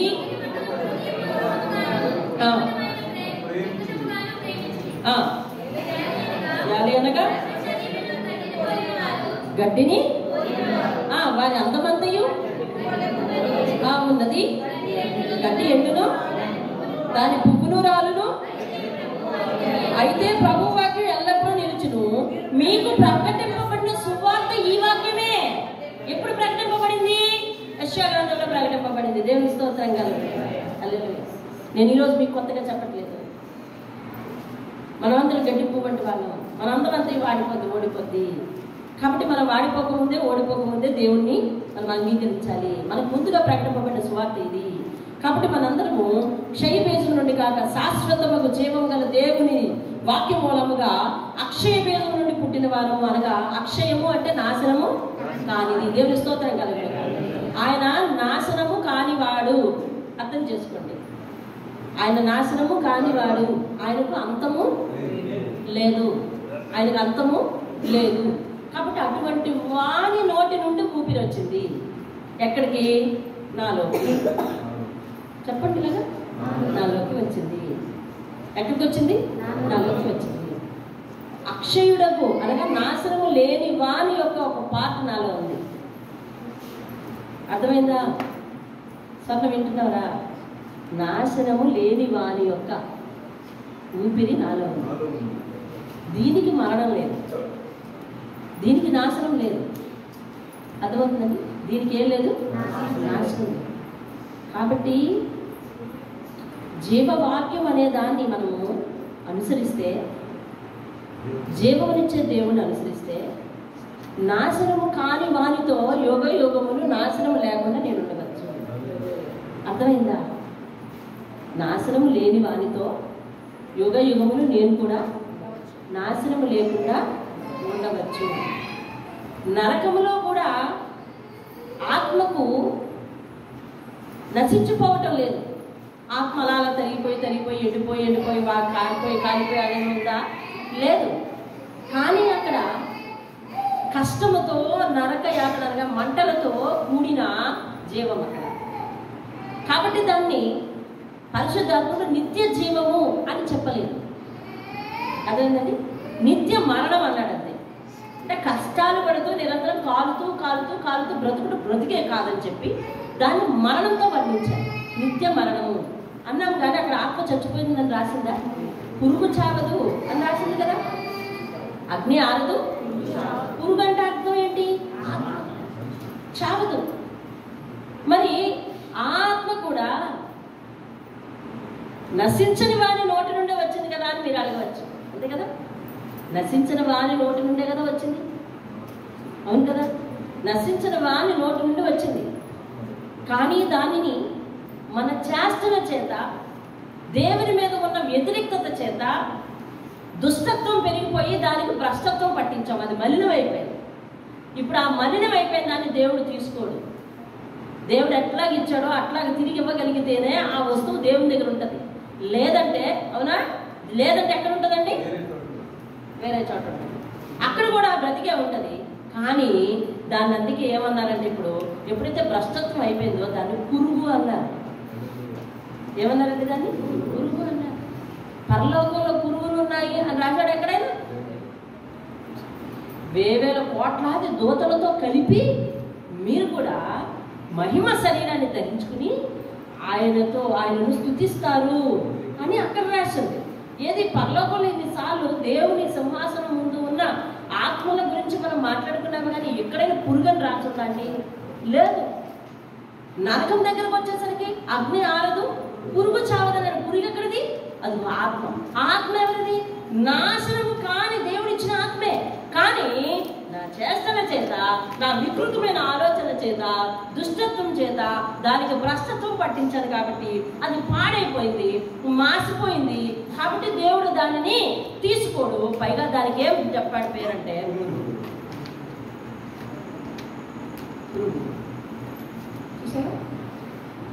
ఇందుకు మనం ఎక్కడున్నాం? పేతురు ఏమంటున్నాడు? ఈ సువార్త ఎక్కడంట? ముందు ప్రకటింపబడినదే. దేవునికి స్తోత్రం కలుగుతుంది. హల్లెలూయా. రైట్. మరి రండి 40వ అధ్యాయానికి మళ్ళీ ముందుకు. దేవునికి స్తోత్రం కలుగుతుంది. 9వ వచనాన్ని నేను చదువుతున్నాను. సియోను సువార్త ప్రకటించుచున్నదానా, ఉన్నత పర్వతం ఎక్కుము. యెరూషలేము సువార్త ప్రకటించుచున్నదానా, బలముగా ప్రకటించు, భయపడక ప్రకటింపుమి. ఇదిగో మీ దేవుడు అని యోధా పట్టణంలో ప్రకటించు. దేవుని స్తోత్రం కలుగునుగా. యోధా పట్టణం అంటే ఇప్పుడు ఎక్కడున్నాయి? ఇదిగో మన చుట్టూ ఉన్నవే యోధా పట్టణములు. అనగా దేవుని అంగీకరించి దేవుని యొక్క వాగ్దానం తీసుకున్న ప్రజలందరూ కూడా ఇప్పుడు ఏమవుతున్నారు తెలుసా? ఇప్పుడు చాలా మంది మరి బయట లోపల ఎవరున్నారో తెలుసా? క్రైస్తవులు అయి ఉండి, అంతే కదా, క్రైస్తవులు అయి ఉండి క్రీస్తుని విడిచిపెట్టిన వాళ్ళు ఉన్నారు. క్రైస్తవులు అయి ఉండి అన్ని ఆచారాల్లో కలిసిపోయే వారు ఉన్నారు. క్రైస్తవులు అయి ఉండి ఆయన కట్టుబాట్లు ఆచరించిన వారు ఉన్నారు. క్రైస్తవులు అయి ఉండి ఆయన మీద ధ్యాస లేని వారు ఉన్నారు. వీళ్ళందరూ ఎవరు? యోధా ప్రజలు, ఇశ్రాయేలు ప్రజలు కాదా? అందరు కాదు. యోధాకు ప్రకటించు, ముందు యోధాకు ప్రకటించు. ముందు తప్పిపోయిన వారు ఎవరున్నారు? యేసు ఎరిగి తప్పిపోయిన వారు ఎవరున్నారు? ఎందుకు తప్పిపోయావు? నువ్వు దానిలోనికి రా. దేవుని స్తోత్రం కలుగుతుంది. దాదాపు మన మొదట్లో మన పరిచర్య నుండి ఎవరెవరు దేవుల్లో ఉండి తప్పిపోయారు, ఎవరెవరు చర్చిలకు వెళ్ళకుండా ఉండిపోయారు, అదే ఎవరెవరు మందిరానికి వెళ్ళకుండా మందిరంలో అడుగు పెట్టకుండా ఇంటికి పరిమితమై ఉండిపోయారు. దేవుని సన్నిధికి వెళ్ళి వారాలు ఎవరి జీవితంలో అయిపోయిందో, నెలలు ఎవరి జీవితంలో అయిపోయిందో, సంవత్సరాలు ఎవరి జీవితంలో అయిపోయిందో వాళ్ళందరినీ ఏరి వాళ్ళని మళ్ళీ వారిని దేవుని ఆత్మ వైపు మళ్ళించి దేవుని బలిపెట్టడానికి వాళ్ళని తీసుకొచ్చి కడితే అందరూ ఏమన్నారంటే ఇతర సంఘాల నుంచి తీసుకున్నారని అన్నారు. వారిని అంతకుముందు ఇన్ని వారాలు దేవుని సన్నిధికి ఎందుకు రాలేదు, ఇన్ని నెలలు దేవుని సన్నిధికి ఎందుకు రాలేదు, వాక్యం మీద ఎందుకు నిలకడగా నువ్వు ఉండలేకపోయావు, ఎందుకు లోకంలో ఉండిపోయావు అని చెప్పి గదవాయించి రాయని పిలిచిన వారు, ప్రేమతో పిలిచిన వారు ఎవరు లేకపోయారు. కానీ మొదటి సువార్త ఎవరికి ప్రకటింపబడ్డారు? ఎవరికి ప్రకటింపబడ్డారు? యూదా ప్రజలకు వారు తప్పిపోయారు. దేవుని బలిపెట్టిన దగ్గర అంటుకట్టుబడి ఉండవలసిన వాళ్ళు తప్పిపోయారు. ప్రకటించు. తర్వాత ఎవరికి ప్రకటించమని చూడండి. ఇదిగో మీ దేవుడని యోధా పట్టణంలోకి ప్రకటించు. ఇదిగో తన బాహువే తన పక్షముగా ఏలుచుండగా ప్రభువు యెహోవా తానే శక్తి సంపన్నుడై వచ్చును. ఆయన ఇచ్చు బహుమానము ఆయన యొద్ద ఉన్నది. దేవుని స్తోత్రం కలుగునుగాక. ప్రకటన గ్రంథం 22వ అధ్యాయంలో ఆఖరి వచనాల్లో ఉంటుంది. చాలా తీయనవసరం లేదు, సమయం అయిపోతుంది. ఏమంటున్నారంటే ఇదిగో ప్రభు త్వరగా వచ్చుచున్నాడు, ఇదిగో నేను త్వరగా వచ్చుచున్నాను, నేను వారి క్రియలకు తగినట్లుగా నా యొక్క సిద్ధపరచబడిన జీతం నా దగ్గర ఉన్నది అంటారు. దేవుని స్తోత్రం. అది కూడా యెషయా ప్రవచనమే కదా. చూడండి, గొర్రెల కాపరి వలె 11వ వచనం చదవండి. గొర్రెల కాపరి వలె తన మందను మేపును. దేవుని స్తోత్రం కలుగునుగాక. యోహాను 10వ అధ్యాయము, యోహాను సువార్త 10వ అధ్యాయం 11 నుంచి 14 వచనాల వరకు మాత్రమే చదువుతాను. ఆ అధ్యాయం అంతా చాలా బాగుంటుంది, చదువుకోండి. 10, 11 అన్ని 10వ వచనం నుంచి నేను చదువుతాను. 11వ వచనం నుంచి నేను చదువుతున్నాను. చూడండి, నేను గొర్రెలకు మంచి కాపరిని. పేజ్ నెంబర్ 91, కొత్త నిబంధన. నేను గొర్రెలకు మంచి కాపరిని. మంచి కాపరి గొర్రెల కొరకు తన ప్రాణములు పెట్టును. దేవుని స్తోత్రం కలిగి. జీతగాడు గొర్రెల కాపరి కాలేడు గనుక గొర్రెలు తనవి కానందున తోడేలు వస్తే చూచి గొర్రెలు విడిచిపెట్టి వాడి ప్రాణం రక్షించుకోవడానికి పారిపోతాడు. దొరికిందండి? దొరికిందండి. ఎక్కడ? 91వ పేజీలో 10వ అధ్యాయం 11వ వచనంలో ఉంది. 10వ అధ్యాయం 11వ వచనం. నేనెవరంటే జీతగాడు కాదు. మనకు రక్షణ ఇవ్వడానికి జీతం తీసుకోవడానికి రాలేదు. అదేంటా ఎవరో నియమిస్తే రాలేదు. అదేంటంటే దేవుడు తానే శరీరధారి అయి రక్షకుడిగా మన కొరకు కాపరి వలె వచ్చి ఉన్నాడు. మంచి కాపరి. కొండల మీదకి అరణ్యంలోనికి గొర్రెలు తోలుకొని వెళ్ళినప్పుడు వారికి ఎటువంటి ఆపదైనా వస్తే ప్రాణం పెట్టడానికి అనేది తెగిస్తాడు, వాటిని రక్షిస్తాడు. అదే జీతానికి కుదిరిన వాడైతే వాడి ప్రాణం కాపాడుకోవడానికి వాడిని వదిలిపెట్టి, గొర్రెలన్నింటినీ వదిలిపెట్టి పారిపోతాడు. కాబట్టి నేను మనుషులను వదిలిపెట్టి పారిపోవడానికి రాలేదు, హింసపడ్డాను. అర్థమవుతుందా? యేసు కనిపిస్తున్నాడా నీకు ఈ వాక్యంలో? హింసపడ్డాను, హింసించబడ్డాను, కానీ ప్రాణం పెట్టే వెళ్ళాను. తెలుసు, మంచి కాపరి తన గొర్రెల కొరకు ఏం పెట్టాను ఏంటంటే ప్రాణం. దేవుడు అనగా దేవుడు అంటే అది ఎంతో పెద్ద పదం. ఎక్కడో ఉంది, మనం ఇక్కడే ఉండాలి. మనం పాపులం అనే అడ్డు అనే అంతరం ఆయన మన మధ్య ఉంచలేదు. కాపరికి గొర్రెలు ఎంత దగ్గరగా ఉంటాయో మీకు నేను అంత దగ్గరగా ఉండి మిమ్మల్ని కాపు కాస్తానని భరోసా ఇస్తున్నాడు దేవుడు. దేవుడు హల్లెలూయా. నేను మీకు అంత చేరువుగా ఉండి కాపు కాస్తాను. గొర్రెలన్నీ కాపరి మాట వింటాయో లేదో చెప్పండి. చెప్పాలి, వింటాయా లేదా? వింటాయి. అటు ఇటు వెళ్తే పోదేపో అని అనుకుంటాడా? లేదు లేదు. అటు వెళ్ళి అడ్డు తగులుతాడు, ఇటు వెళ్ళి అడ్డు తగులుతాడు. అవును, మనం పాపం చేయబోతే అడ్డు తగలడానికి పరిశుద్ధాత్మ మన వెంటే ఉంటాడు. కానీ అతన్ని గమనించి మన మనసు గద్దిస్తున్నప్పుడు అది చేయటం మానేయాలి. దేవునికి స్తోత్రం కలగాలి. కాపరి ఎప్పుడైనా దేవుని చిత్తమైతే ఈ వాక్యాన్ని మనం ధ్యానించుకుంటాం. గొర్రెల కాపరి, గొర్రెలకు నేను మంచి కాపరి. మంచి కాపరి గొర్రెల కొరకు ఏం పెడతాడంటండి? ప్రాణం పెడతాడు. ఇంకనంట జీతగాడు గొర్రెల కాపరి కాడు గనక గొర్రెలు తనకి కానందున తోడేలు వచ్చి చూసి గొర్రెలను విడిచిపెట్టి పారిపోవు. తోడేలు ఆ గొర్రెలను పట్టి చెదరగొట్టాడు. ఓడబెట్టువాడు దేవుడు, కుటుంబాలను కట్టేవాడు దేవుడు. చెదరగొట్టువాడెవడు? అపవాది. చెదరగొట్టువాడెవడు? ఏమండి, నీ గుండె గుడిలో ఒక మంచితనాన్ని కట్టి సద్గుణాలను పెట్టి నిన్ను ఒక మంచి వ్యక్తిగా, మంచి శిఖరంగా నిన్ను నిలబెడతాడండి దేవుడు. ఆయన కట్టువాడు. నీ వ్యక్తిత్వాన్ని కడతాడు, నీ మానవత్వాన్ని కడతాడు, నీ గృహాన్ని కడతాడు. నీకు కావలసినవన్నీ కూడా అందులో సౌకర్యాలుగా అమరుస్తాడు. దేవుని స్తోత్రంగా. అతడు నిర్మాణకుడు, అతడు శిల్పి. అందుకనే సామెతల గ్రంథంలో మనం చదివినప్పుడు 8వ అధ్యాయం 20వ వచనంలో నేను ప్రధాన శిల్పినై ఆయన యొద్ద ఉన్నానంట. ప్రభు మనకి కాపరి, ప్రభు మనకి నిర్మాణకుడు, ప్రభు మనకి శిల్పి. మన జీవితాలను చెక్కువాడై ఉన్నాడు. చెప్పండి, ఇక్కడ ఎంతమంది జీవితాలు చెక్కబడ్డాయి అంత ముందు కంటే ఇప్పుడు? దేవునికి స్తోత్రం. హల్లెలూయా. ఏం చేయలేగలేదు, భారంగా ఉందండి. నా జీవితాన్ని చాలా చెక్కాడు. దేవునికి స్తోత్రం కదా. ఏమైందంటే చూడండి, జీతగాడే కనుక గొర్రెలను గురించి లక్ష్యము చేయక పారిపోవును. నేను గొర్రెల మంచి కాపరి. దేవునికి స్తోత్రం కదా. హల్లెలూయా. చూసావా, దేవుడు చెప్తా ఉన్నాడు నేను గొర్రెలకు మంచి కాపరి. ఇప్పుడు యెషయా ఏమని ప్రవచించాడు?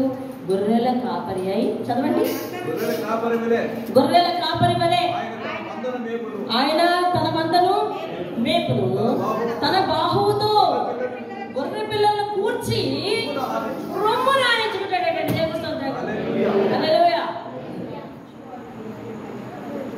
నాగేశ్వరరావు గారు, మీరు దేవుడికి విరుద్ధంగా ఉన్నప్పుడు దేవుడు మిమ్మల్ని వదిలించాడా, గుండె కాల్చుకున్నాడా? తీసుకొచ్చి చెప్పాలా? గుండె కాల్చుకున్నాడా లేదా? మీరు గుండె కాల్చుకున్నాడా, వదిలేశాడా లోపల? చెప్పాలి. గుండె కాల్చుకున్నాడు. దేవుని స్తోత్రం కదా. మంచి కాపరి లక్షణాలు అండి అది. నీ ఇష్టానుసారంగా నీకు తోచిన విధంగా నువ్వు ఉంటే, సర్లే నాకు ఇదే తెలిసి ఇలాగే ఉంటానని నువ్వు ఉంటే, దేవుడట అతని బాహువుతో అనగా అతని హస్తం చాపి ఎక్కడో ఉన్న నిన్ను కూర్చుకొని, అంటే తెచ్చుకుంటాడట. దేవుని స్తోత్రం కదా. హల్లెలూయా. ఒక గొర్రె మాట వెనక మందలో ఉప్పు అనుకుని వెళ్ళిపోయింది. ఏ తుప్పలో ఉంటే ఎక్కడికి వెళ్ళిపోతుంది. వీటిని వదిలిపెట్టి, క్రమంగా ఉన్న వీటిని వదిలిపెట్టి పురిగెత్తి వెళ్ళి దాన్ని తెచ్చుకుని చంకలో కాసేపు ఉంచుకుంటాడు. అది నడిచేదైనా కూడా అదవుతుందండి. అంటే నిన్ను చంకనెత్తుకుంటాడండి తప్పిపోతున్నామని తెలిస్తే. అయినప్పటికీ తప్పిపోయామనుకోండి జారుకుని, ఖచ్చితంగా దెబ్బలు అవుతాయి తగలవా? చెప్పాలి. ఖచ్చితంగా దెబ్బలు అవుతాయి తగలవా? 7th వాడిని వినమని చెప్పు. వినడం మానేసాం. ఇంతకుముందు పిల్లలతో కూర్చుంటామండి, ఇప్పుడు లేదు. జ్వరం వచ్చిన కానీ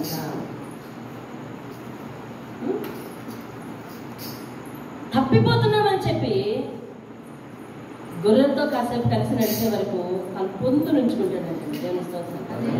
హల్లెలూయా. అయినా కూడా జారిపోయి ఇది నెంచుకొని తన చంకలో నుంచి జారిపోయి పడ్డవి అనుకో, తప్పనిసరిగా ఏం తగులుతాయి? దెబ్బలు తగులుతాయి. అందుకని దేవుడు తన మాట నీకు చెప్పినప్పుడు, తన సేవకులతో చెప్పినప్పుడు నువ్వేం చేయాలనంటే ఆగాలి. నువ్వేం చేయాలంటే నేర్చుకోవాలి. నువ్వేం చేయాలంటే పాపం జరిగిపోకూడదు ఇక. లేకపోతే దెబ్బలు తగులుతాయి, లేకపోతే శిక్ష తప్పదు. గొర్రెలు తన స్వరం విన్నాయనంట, మాట వినాలి అంట. మంచి గొర్రెలు ఏం చేస్తాయంటే కాపరి మాట వింటాయంట. దేవుని స్తోత్రం కలగాలి. హల్లెలూయా. కాబట్టి దేవుని వాక్యం చూడండి, సెలవిస్తుంది ఏమనంటే, తన బాహువుతో గొర్రె పిల్లలను గుర్చి రొమ్మున ఆనించుకుని మోయును. తర్వాత పాలిచ్చు వాటిని ఆయన మెల్లగా నడిపించరు. ఏంటంటే పాలిచ్చువారు. పాలిచ్చువారు అంటే అర్థం ఏంటంటే ఫలించేవారు కదా. దేవుని స్తోత్రం. హల్లెలూయా. పాలు ఎప్పుడు ఇస్తాయి? గొర్రెలు చెప్పాలి. గొర్రెలు పాలు ఎప్పుడు ఇస్తాయి? పిల్లలు మోసినప్పుడు కదా. పిల్లలు మోసినప్పుడు అంటే పిల్లలు మోసారు అని అంటే మందలో గొర్రెలు ఏమవుతాయండి చెప్పాలి. మందలో గొర్రెలు ఏమవుతాయి? గొర్రెల సంఖ్య ఏమవుతుంది? పెరుగుతుంది. పిల్లల్ని మోసారంటే మందలో గొర్రెల సంఖ్య ఏమవుతుందండి? అంటే తన సంఖ్యను పెంచిన వారిని ఆయనట మెల్లగా, అంటే మెల్లగా ఇంకో పదం చెప్పండి, నెమ్మదిగా. దేవుని మన జీవితాల్లో నెమ్మదితో గడిపిస్తాడంటే దేవుడు. అంటే తన పరిచర్య చేసే వారి గురించి ఎంత ఇండైరెక్ట్గా మాట్లాడాడో చూడండి. నీ కష్టంతో, నీ చాకచక్యంతో ఒక ఆత్మను దేవుని సన్నిధికి నడిపిస్తే నువ్వు పాలించకూడదు. అర్థమవుతుందండి? ప్రతి గొర్రె కూడా వచ్చి వెళ్ళిపోతుంది. ఇవ్వలేదనుకోండి, వచ్చి వెళ్ళిపోతుంది. పాలు ఇవ్వలేదనుకోండి, కాపరి ఏం తింటాడు? కాపరి ఏం తింటాడు? ఏం తాగుతాడు? మంద కాయవాడు మంద పాలు తాగాలి అని అక్కడ రాసి ఉంది. ఏం తింటాడు? ఏం తాగుతాడు? నువ్వు పాలు ఇవ్వవాయే, ఈయన ఇవ్వవాయే, ఎలా అని వాక్యం ప్రశ్నిస్తుందండి. అంటే అర్థం ఏమిటంటే దయచేసి దేవుని వాక్యానికి యథార్థార్థము తీసుకోవాలి. దేవుని కోవలో ఆలోచించి పరిశుద్ధాత్మ చెప్పే మరో అర్థం కూడా తీసుకోవాలి. పాలు ఇచ్చి గొర్రె ఏమిటి? ఖచ్చితంగా పిల్లల్ని పెట్టేది. అనగా అర్థం ఏంటంటే నువ్వు నీ రక్షణ సువార్తను చెప్పి మరి కొన్ని ఆత్మలను దేవుడి సన్నిధికి తీసుకురావాలండి. దేవుని స్తోత్రం కాదు. మంద పెద్దదవడానికి నువ్వు కారకుడివి కావాలి. కారకుడివి కావాలి. ఎప్పుడూ ఆ యజమాని ఆ 90 గొర్రెలనే లేకపోతే ఆ 40 గొర్రెలనే మేపుతున్నాడు అనుకుందాము. ఆ 40 గొర్రెలు రాను రాను రాను రాను రాను రాను వయసు పెరుగుతాయా తగ్గుతాయా? వయసు పెరుగుతూ ఉంటుంది. వయసు పెరుగుతుంటే ఒక్కొక్క గొర్రె చనిపోయింది అనుకోండి, లేదా ఒక్కొక్క గొర్రె కుంటుపడింది అనుకోండి, అతను మ్యాప్ తీసుకెళ్తాడు. ఇక తీసుకెళ్ళి దొడ్లో పెట్టేస్తాడు. అన్నీ దొడ్డికి వెళ్తున్నాయి అనుకోండి, ఇక అన్నీ ఆ పంచులో ఉండిపోతున్నాయి అనుకోండి, ఇక కాపురికి గొర్రెలేవి లేవు. అంటే నానాటికి ఆయన 40 ఏమో 39 ఏదో కౌంట్ డౌన్ ప్రోగ్రామ్ లాగా మనమేమో 1, 2, 1కి వచ్చేయాలి. అతడు ఎవరు సంఘాన్ని వృద్ధి చేయాలి, ఎవరి బాధ్యత వాక్యం చెప్పి చూసారా? అదవుతుందండి. ఎవరి బాధ్యత వాక్యం చెప్పి చూసారా? వాళ్ళు పాలిచ్చి వాటిని ఆయన ఎట్లా నడిపిస్తాడంటండి? దేవుని స్తోత్రం. పాలిచ్చి వాటిని ఎలా నడిపిస్తాడంటే మెల్లగా. అంటే అర్థం ఏంటండి? నెమ్మదితో, ప్రత్యేకమైన శ్రద్ధతో, ఏమండి ప్రత్యేకమైన జాగ్రత్త తీసుకుని నడిపిస్తారేంటండి? దేవుని స్తోత్రం. హల్లెలూయా. రైట్. అది చూడండి. ఇక 12వ వచనం చూడండి. ఆయన శక్తి తన పుడిసిటిలో జనములు కొలిచిన వాడు. ఈ గొర్రెల కాపరి అంటే మన మధ్యకు కాపరిగా రక్షకుడుగా రాబోతున్న దేవుడు ఏ దేవుడు అంటే చూడండి, తన పుడిసిటిలో. పుడిసిటి అంటే తెలుసా? పుడిసిటి అంటే చెప్పండి. పుడిసిటి అంటే దోసడా? అవునా? పుడిసిటి దోశ. సరే. తన పుడిసిటిలో జలములు కొలిచిన వాడేవాడు. అంటే తన దోశలతో ఈ లోకంలో ఉన్న జలాలన్నింటినీ కొలిచాడంట. అంటే ఆయన అర్థం ఎంత చూడండి. ఒకసారి ఎగ్జామిన్ చేయండి. అమ్మతీరా ఎంత పెద్దదో చూడండి. చంద్ర 2 దోశలతో ఈ లోకంలో ఉన్న జలాన్ని అంతటినీ కూడా చేతులు పెట్టుకున్నాడంట. ఆయన హస్తాలు ఎంత పెద్ద ఒకసారి కనిపించుకుని ఊహించు. అమ్మో, నీ చూపుకి అందట్లేదేమో కదా. చూపుకి అందట్లేదు, ఊహించుకోవడానికి అందట్లేదు కదా. చూడండి. ఇంకా అంటే మీకు అర్థమవుతుందా? అరణ్యంలో కేక వేసిన శబ్దం అని ఎవరి గురించి ప్రవచించాడు? యోహాను గురించి ప్రవచించాడు. యోహాను ప్రకటన చేసిన దేవుడు ఏ దేవుడు? యేసయ్య. రక్షకుని గురించి ప్రకటించాడు. ఆ రక్షకుడు ప్రజలకు ఎట్లా ఉంటాడంటే గొర్రెల కాపరి వలె ఉంటాడు. ఆ ఆ గొర్రెల కాపరి ఎవరు అంటే ఇదిగో ఇక్కడ సమాధానం చెప్తారు 12వ వచనం.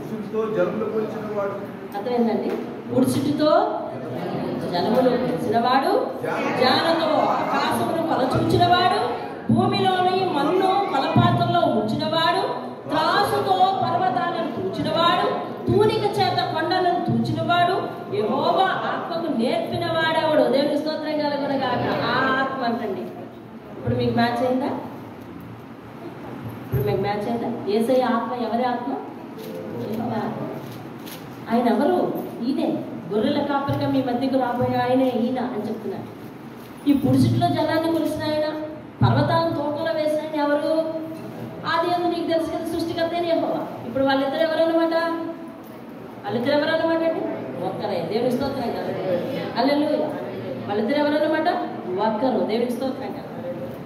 అతనే ఇతడు అని చెప్తున్నాడు వాక్యాధారం. చూడండి, ఇంకా ఆయనకు మంత్రి అయి ఆయన బోధపరిచిన వారు ఎవరు? సలహా ఎవరు ఇచ్చారు? ఆయన ఎవరి యొక్క ఆయన ఆలోచన అడిగాడు? ఎవరైనా ఆలోచన అడిగాడా? నేను ఇలా చేస్తున్నాను, ఇలా చేస్తున్నాను, ఇలా చేయాలి, ఇలా చేయాలని?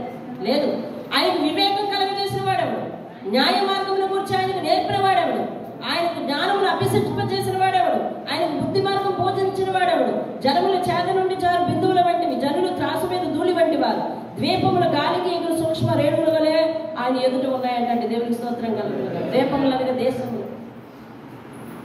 ఆయన శక్తిని చూసారా? అలాంటి దేవుడు మన మధ్యకు రక్షకుడై, గొర్రెల కాపరి అయి, మనకు ఓదార్పునివ్వటానికి రక్షకునిగా మన మధ్యకు వస్తున్నాడని యెషయా ఈ గ్రంథంలో యోహాను గురించి, యేసయ్య గురించి ప్రవచనాలు ప్రవచించాడు. 40వ అధ్యాయం. దేవుని స్తోత్రం.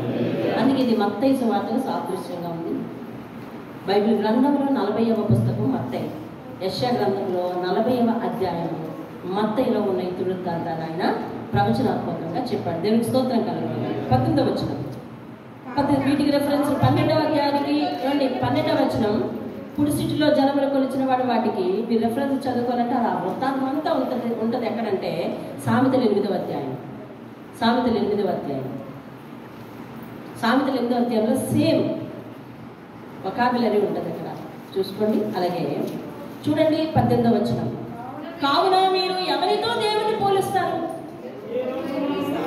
ఏ రూపమును ఆయనకు సాటి చేయగలరు? ఇప్పుడు మనము ఇందులోనికి రాకముందు, ఈ భక్తిలోనికి రాకముందు మనకి ఎన్నో రూపాలు ఉన్నాయి కదా నాన్నగారు? ఉన్నాయి లేవా? అనేక రూపాలు ఉన్నాయి. ఏ రూపాన్ని దాంతో ఈక్వల్ చేసి ఆ రూపాన్ని నువ్వు పెట్టుకున్నావు అని అడుగుతున్నాడు. ఆయనకి ఏ రూపం? ఇప్పుడు నువ్వు పెట్టుకున్న రూపము ఇదిగో ఈయన చెప్పిన కొంత ప్రకారం ఉందా? పుడిసిటిలో నీళ్లు పట్టుకోవాలి, అంత చేతం చేయగలవా? దేవుడు ప్రశ్నిస్తుందంటే అదన్నమాట. ఎవరికి సమానం చేస్తావు అని అడిగి వదిలాడంటే అర్థం ఏంటో తెలుసా? పరిశుద్ధాత్ముడు పిన్ పాయింటెడ్గా అడుగుతున్నాడు. నువ్వు చేసినది దానికి దోషులంతా అడుగుతున్నాడు. అర్థమైందా? నువ్వు చేసిన దానికి చేతులు అంత ఉందా, అన్ని ఉన్నాయా అంటాడు. ఏ రూపాన్ని సాటి చేస్తావు? ఏ రూపాన్ని నిలబెట్టి ఇది ఈక్వల్ అని చెప్తాం? అది చూడండి. కావున మీరు ఎవరితో దేవుణ్ణి పోల్చుదురు? ఏ రూపమును ఆయనకి సాటి చేయగలరు? దేవునికి స్తోత్రం కలుగుతుంది. అపొస్తలుల కార్యాలు 17వ అధ్యాయం 29వ వచనం తీయండి గౌరవ. అలాగే కీర్తనలు 89:6 చదవండి. అపొస్తలులు 17 ముఖ్యమైన రెఫరెన్స్ ఇవి చదవాలి ఖచ్చితంగా. అపొస్తలులు 17:29. మనము దేవుని సంతానమై ఉండి మనుష్యుల చమత్కార కల్పనల వలన మలచబడిన బంగారమునైనను, వెండినైనను, రాతినైనను దైవతో పోలి ఉన్నదని అసలు తలంచేయకూడదంట. అదేంటండి? అసలు తలంచేయకూడదంట. కానీ మనం ఏం చేసాం? చేసేసాం, తెచ్చేసుకున్నాం, పెట్టేసుకున్నాం, సాగిలి పెట్టాం. అది మన గతకాల దోషం. అర్థమవుతుందండి? మీకు అర్థమైందండి? అమ్మ వెనకంతల లక్ష్మి వీళ్ళందరికీ అర్థమైందండి? ఏమంటున్నాడు దేవుడు? అసలు వాటిని తలంచకూడదండి. చూడండి 17వ వచనం మళ్ళీ చదువు. 17:29. కాబట్టి మనము దేవుని సంతానమై ఉండి మనుష్యుల చమత్కార కల్పనల వల్ల మలచబడిన బంగారమునైన, వెండినైన, రాతినైన దేవతో పోలి ఉన్నదని తలంచదు. అసలు కీర్తన గ్రంథము 89:6 చదవండి. 86:8-10 తీయండి ఒకసారి ఒకరు. మెంటలు యెహోవాకు సాటి అయిన వాడు ఎవడు? ఏం చదివారు మీరు? 86:6 కదా, 89:6. అలాగే 86:8 చదువు. 86:8 ఒక్కరు చదవండి, ఒక్కరే చదవండి. ప్రభువా నీవు మహత్యములు గలవాడవు, ఆశ్చర్య కార్యములు చేయువాడవు, నీవే అద్వితీయ దేవుడవు, నీ వంటి వాడు లేడు, నీ కార్యములకు సాటి అయినా కార్యములు లేవు. దేవునికి స్తోత్రం కలుగును. చూసారా, నీ కార్యములకు సాటి అయినా కార్యములు లేవు. నీవు సృజించిన అన్యజనులందరూ కూడా నీ సన్నిధిని నమస్కారము చేయుదురు, నీ నామాన్ని కనపరచుదురు అని దావీదు కూడా ప్రవచనం చెప్పాడు. దేవునికి స్తోత్రం కలుగును. హల్లెలూయా. కాబట్టి దేవునికి ఏ రూపాన్ని సమానం చేయడం అనేది కరెక్ట్ కాదు అని చెప్పి చూడండి. 25వ వచనం చూడండి. నీవు ఇతనితో సమానుడవని మీరు నన్ను ఎవరికి సాటి చేయుదురు అని పరిశుద్ధాత్ముడు అడుగుతున్నాడు. చూసారా, నన్ను ఎవరితో సాటి చేస్తారు అని చెప్పి ఎవరు అడుగుతున్నారంటండి? పరిశుద్ధాత్ముడు అడుగుతున్నాడు. కాబట్టి ఇంతకుముందు మనము ఆయన తెలియక ఎరగక చేసిన వారందరం మన దగ్గర సమాధానం లేకపోయింది. చూసావా, మరి అలాగే జీవితాంతం వాటిని కలిగి ఉండి దేవుడు రాకడ వచ్చిందని చెప్పి అంతం అయిపోయిందని చెప్పి దేవుడి తీర్పులోనికి వెళ్ళిన వాళ్ళు ఏం చెప్తారు? ఇంకా సమాధానం. ఇప్పుడు నువ్వు నేను ఒక సమాధానం చెప్పాను, అయ్యా మరి వాటిని విడిచిపెట్టాము, తెలుసుకున్నాము, మా తప్పులు ఒప్పుకున్నాము, ఇదిగో నీ దగ్గరికి వచ్చి ఉన్నాము, నీ మాట విన్నాము, నీ ఆటల ప్రకారం జీవించడానికి ఎంతమంది ప్రయత్నించామని చెప్తావు నువ్వు. అలా కాకుండా జీవిత కాలంలో అసలు తెలిసేకోకుండా ఇంకా అక్కడికి వచ్చేస్తే ఏం చెప్తారు సమాధానం? చూసావా, చెప్పడానికి ఏమి లేదు, అక్కడ సమాధానం లేదు. నన్ను ఎవరికి సాటి చేస్తారు అని అడుగుతున్నాడు. చూడండి 19వ వచనం. విగ్రహములు చూడగా శిల్పి దానిని పోతపోయిను. 19వ వచనం వెనక్కి వచ్చాను. కంసాలి దానిని బంగారు రేకులతో పొదుగును, దానికి వెండి గొలుసులు చేయును, విలువ గల దానిని అర్పింపజాలని నేరసుడు పొచ్చని మానును ఏర్పరచుకొనును, కదలని విగ్రహములు స్థాపించుటకు నేర్పు గల పనివారిని వెతికి పిలిపించుకొనును. మీకు తెలియదా? మీరు వెళ్ళలేదా? మొదటి నుండి ఎవరు మీతో చెప్పలేదా? భూమిని స్థాపించటం బట్టి మీరు దాన్ని గ్రహించలేదా? ఆయన భూమండలం మీద ఆసీనుడై ఉన్నాడు కదా, దాని నివాసులు మిడత వలె ఆయన దగ్గర కనిపిస్తారు కదా. ఒకడు తెరలు విప్పినట్టు ఆయన ఆకాశ వైశాల్యాన్ని వ్యాపింపచేశాడు కదా, ఒకడు గుడారం వేసినట్లు ఆయన దాని నివాస స్థలం ఏర్పరిచాడు కదా. అటువంటి వాణిని మీరు ఎరగలేదా? దేవుని స్తోత్రం. హల్లెలూయా.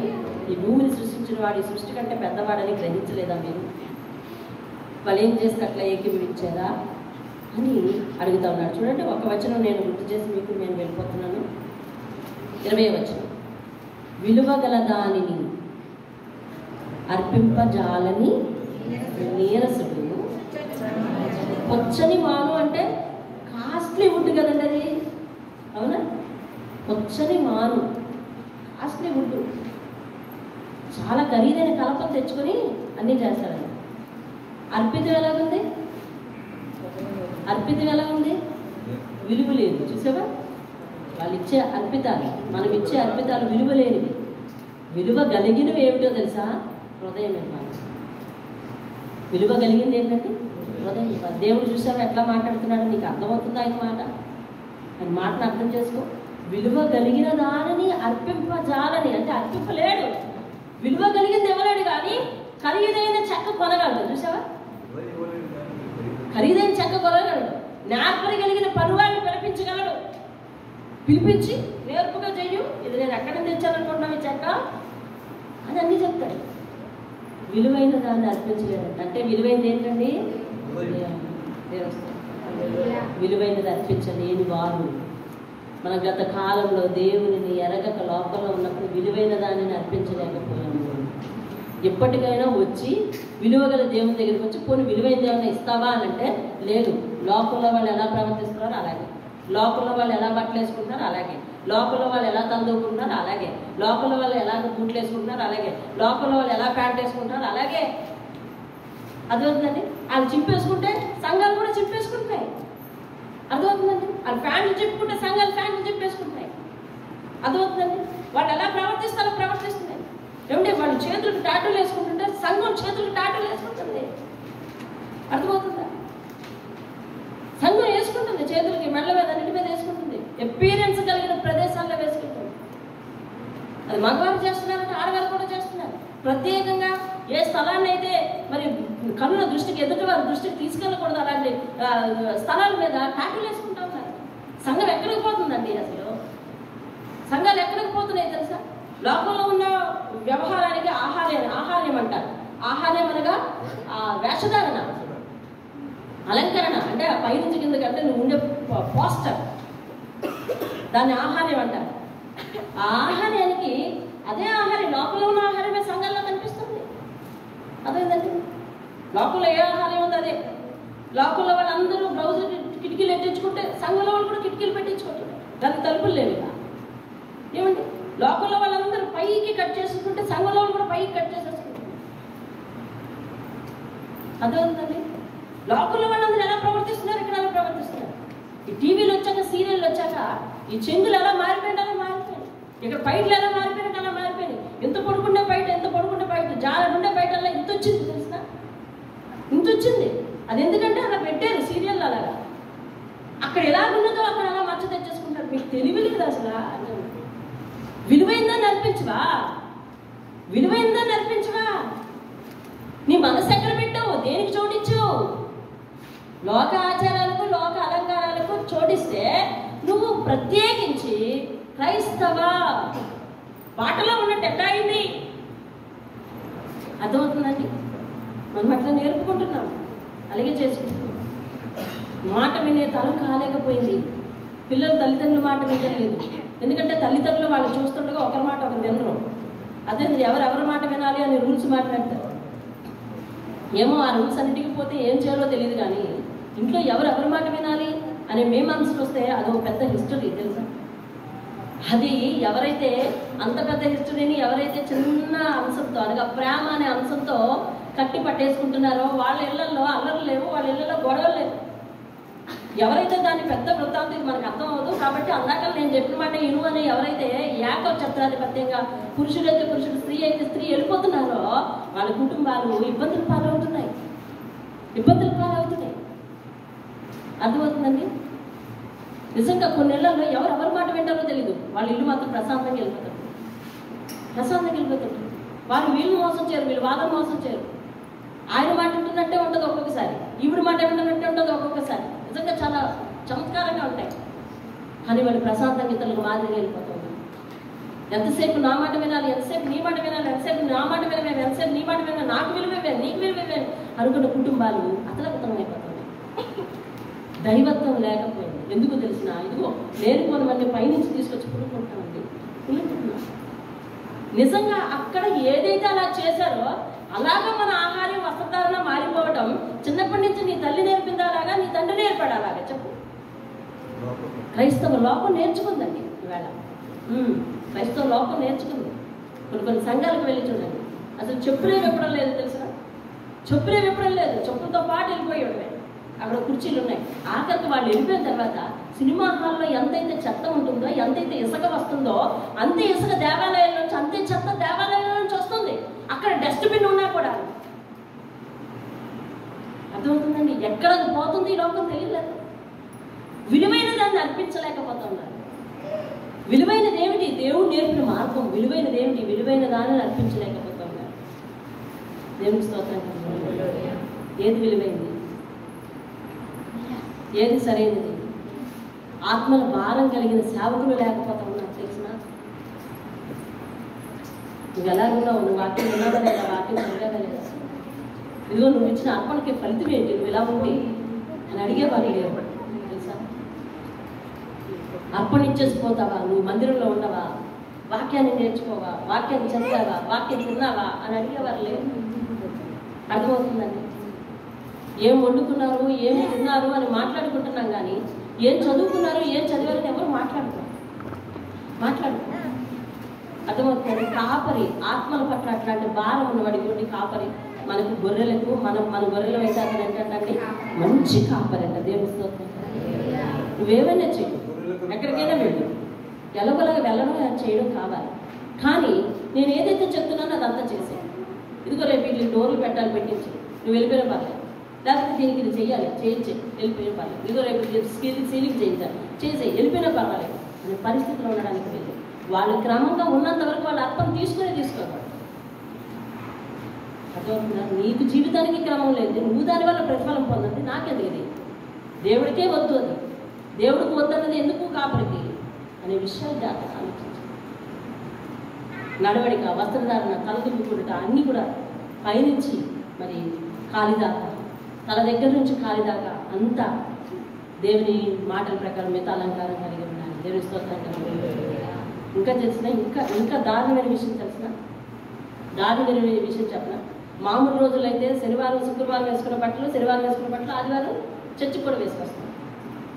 అదే ఆదివారం ఏదైనా ఫంక్షన్ ఉండని బట్టి శుక్రవారం వేసుకొచ్చిన బట్టలు వేరు, శనివారం వేసుకొచ్చిన బట్టలు వేరు. కానీ ఆదివారం నాడు కొత్తగా బీరువాల నుంచి ఆ మెరిసే బట్టలు తీస్తాం. మీరు ఇలా అంటున్నారని ఏమనుకున్నా పర్వాలేదు, అది మాత్రం కరెక్ట్, తీస్తాం. అసలు ఎవరికండి అసలు నీకు దేవుడిచ్చిన కొత్త చీర, లేదా దేవుడు నీకు ఇచ్చిన కొత్త బట్టలు, లేదా దేవుడు నీకు ఇచ్చిన ఇస్త్రీ బట్టలు ఎవరికి ఓపెన్ చేయాలండి? అసలు దేవుని మందిరాన్ని ఓపెన్ చేయాలి, దేవుని మందిరాన్ని ఓపెన్ చేయాలి. అలా కాదండి. ఇక్కడికి ఈ ప్రార్థన కాబట్టి ఎట్లయినా రావచ్చు. అలాంటి చాలా చోట్ల ఉన్నాయి. మన సంఘాల్లో కూడా అటువంటి కొన్ని దాపరిస్తూ ఉంటాయి. దేవుడు నీకు ఏది ఇచ్చాడు, అదే ఒకటే జత ఇచ్చాడా, 2 జతలు ఇచ్చాడు, ఒంటి మీద ఒకటి తాడు మీద ఒకటి ఉందా, ఆ తాడు మీద ఉతికిందే మందిరానికి వేసుకురా, అదే దానికి ఇస్త్రీ లేకపోయినా పర్వాలేదు. అర్థమవుతుందండి? ఒకసారి చిరిగిన ప్యాంట్ వేసుకొస్తే అయ్యా అట్లా వేసుకురావద్దనంటే ఉంటాయి, ఉండకపోతాయి, వేసుకురావద్దంటే ఎట్లా వస్తుంది అని అంటున్నారు. సేవకుని మీద తిరగబడితే నడవడికి నేర్పేది ఎవరు? అసలు సేవకుని మీద తిరగబడితే నడవడికి నేర్పేది ఎవరు? చిరిగిన బట్టలు వేసుకోవడం క్రైస్తవానికి ఆచారమా? దేవుడు నిన్ను చిరిగిపోయేలాగా చేశాడా? లేదు. ఫ్యాషన్ అని అంటించుకుని సంఘంలోనికి తీసుకొస్తే అది మంచిదా? కాదే. వాళ్ళు దూకున్నట్టు తను నువ్వు దూకుంటావా? వాళ్ళు చేయించుకున్నట్టు గ్రామం నువ్వు చేయించుకుంటావా? వాళ్ళు చేయించుకున్నట్టు గడ్డ నీకు వేయించుకుంటావా? ఏమండి? వాళ్ళు చేసినట్టే కట్టుకుంటావా? వాళ్ళు ఎలాగ కట్టుకుంటా అట్లా కట్టుకుంటా. విలువైనది ఏది? విలువైనది అర్పించని చెప్పండి, విలువైనది అర్పించని వారంట వాళ్ళు. ఎందుకు వచ్చింది ఈ వాక్యము? వాళ్ళు విలువైనది అర్పించకపోయినా విలువైన మాను తీసుకొస్తున్నారు, విలువైన నేర్పరిని కనుగొంటున్నారు, చేయిస్తున్నారు. అట్లాగా మనం ఇక్కడికి వచ్చి ఈయన ఏది చేయించదు, నా రూపాన్ని ఎవరితో సాటి చేయలేదు, నాకు ఏ రూపాన్ని చేయించదు, కానీ నువ్వు సరిగా ఉండు, నువ్వు సరిగా కట్టుకో, నువ్వు సరిగా ఉండు, నువ్వు నీట్గా ఉండు అని దేవుడు చెప్తున్నప్పుడు నీ విలువైన హృదయాన్ని అందులో ఏ విధమైన అడ్డించుకోకుండా నీలాగే తగ్గించుకుని ఉంటాను ప్రభా అని ఆయనకి ఇవ్వగలవా? మోకరించండి, ప్రార్థన. దేవునికి స్తోత్రం కలిగిన కాక. హల్లెలూయా. 11వ వచనం, గొర్రెల కాపరి వలె ఆయన తన మందరి మేపును అని ప్రామంతా వచనంలో ఇవిడి ఉంది. ముత్యం లాంటి మాట. 40వ అధ్యాయం 11వ వచనం, గొర్రెల కాపరి వలె ఆయన తన మందరి మేపును, తన బాహువుతో గొర్రె పిల్లలను కూర్చి రొమ్మును ఆరించుకుని మోయను, పాలిచ్చి వాటిని ఆయన నల్లగా నడిపించుకుని. దేవుని స్తోత్రం. మహాపరిశుద్ధుడ దేవా, నీకు వందనాలు చెల్లిస్తున్నాను.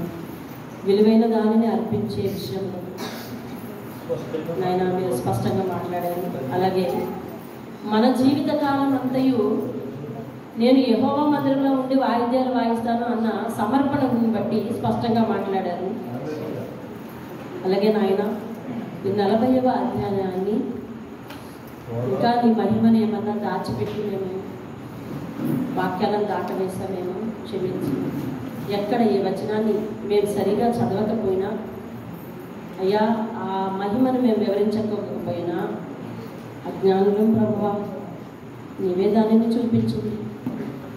ఇగో నిన్న విషయంలో చూపించినట్లుగా మాట్లాడినట్లుగా అలాగే మాట్లాడండి బాబు. కానీ ఎదురున్న అధ్యాయాల్లో నీ ప్రేమ, నీ ఓదార్పు మొదలైంది 40వ వచనం నుంచి. మాకు కావలసిన దానిని మీరు ఇవ్వటానికి సిద్ధపడిపోతున్నారు. నీ విలువను గుర్తించిన వారి కొరకు సైతము ప్రాణం పెట్టడానికి సిద్ధపడిపోతున్నారు. ముందు మా కొరకు శ్రమ పడడానికి ఇష్టపడుతున్నారు.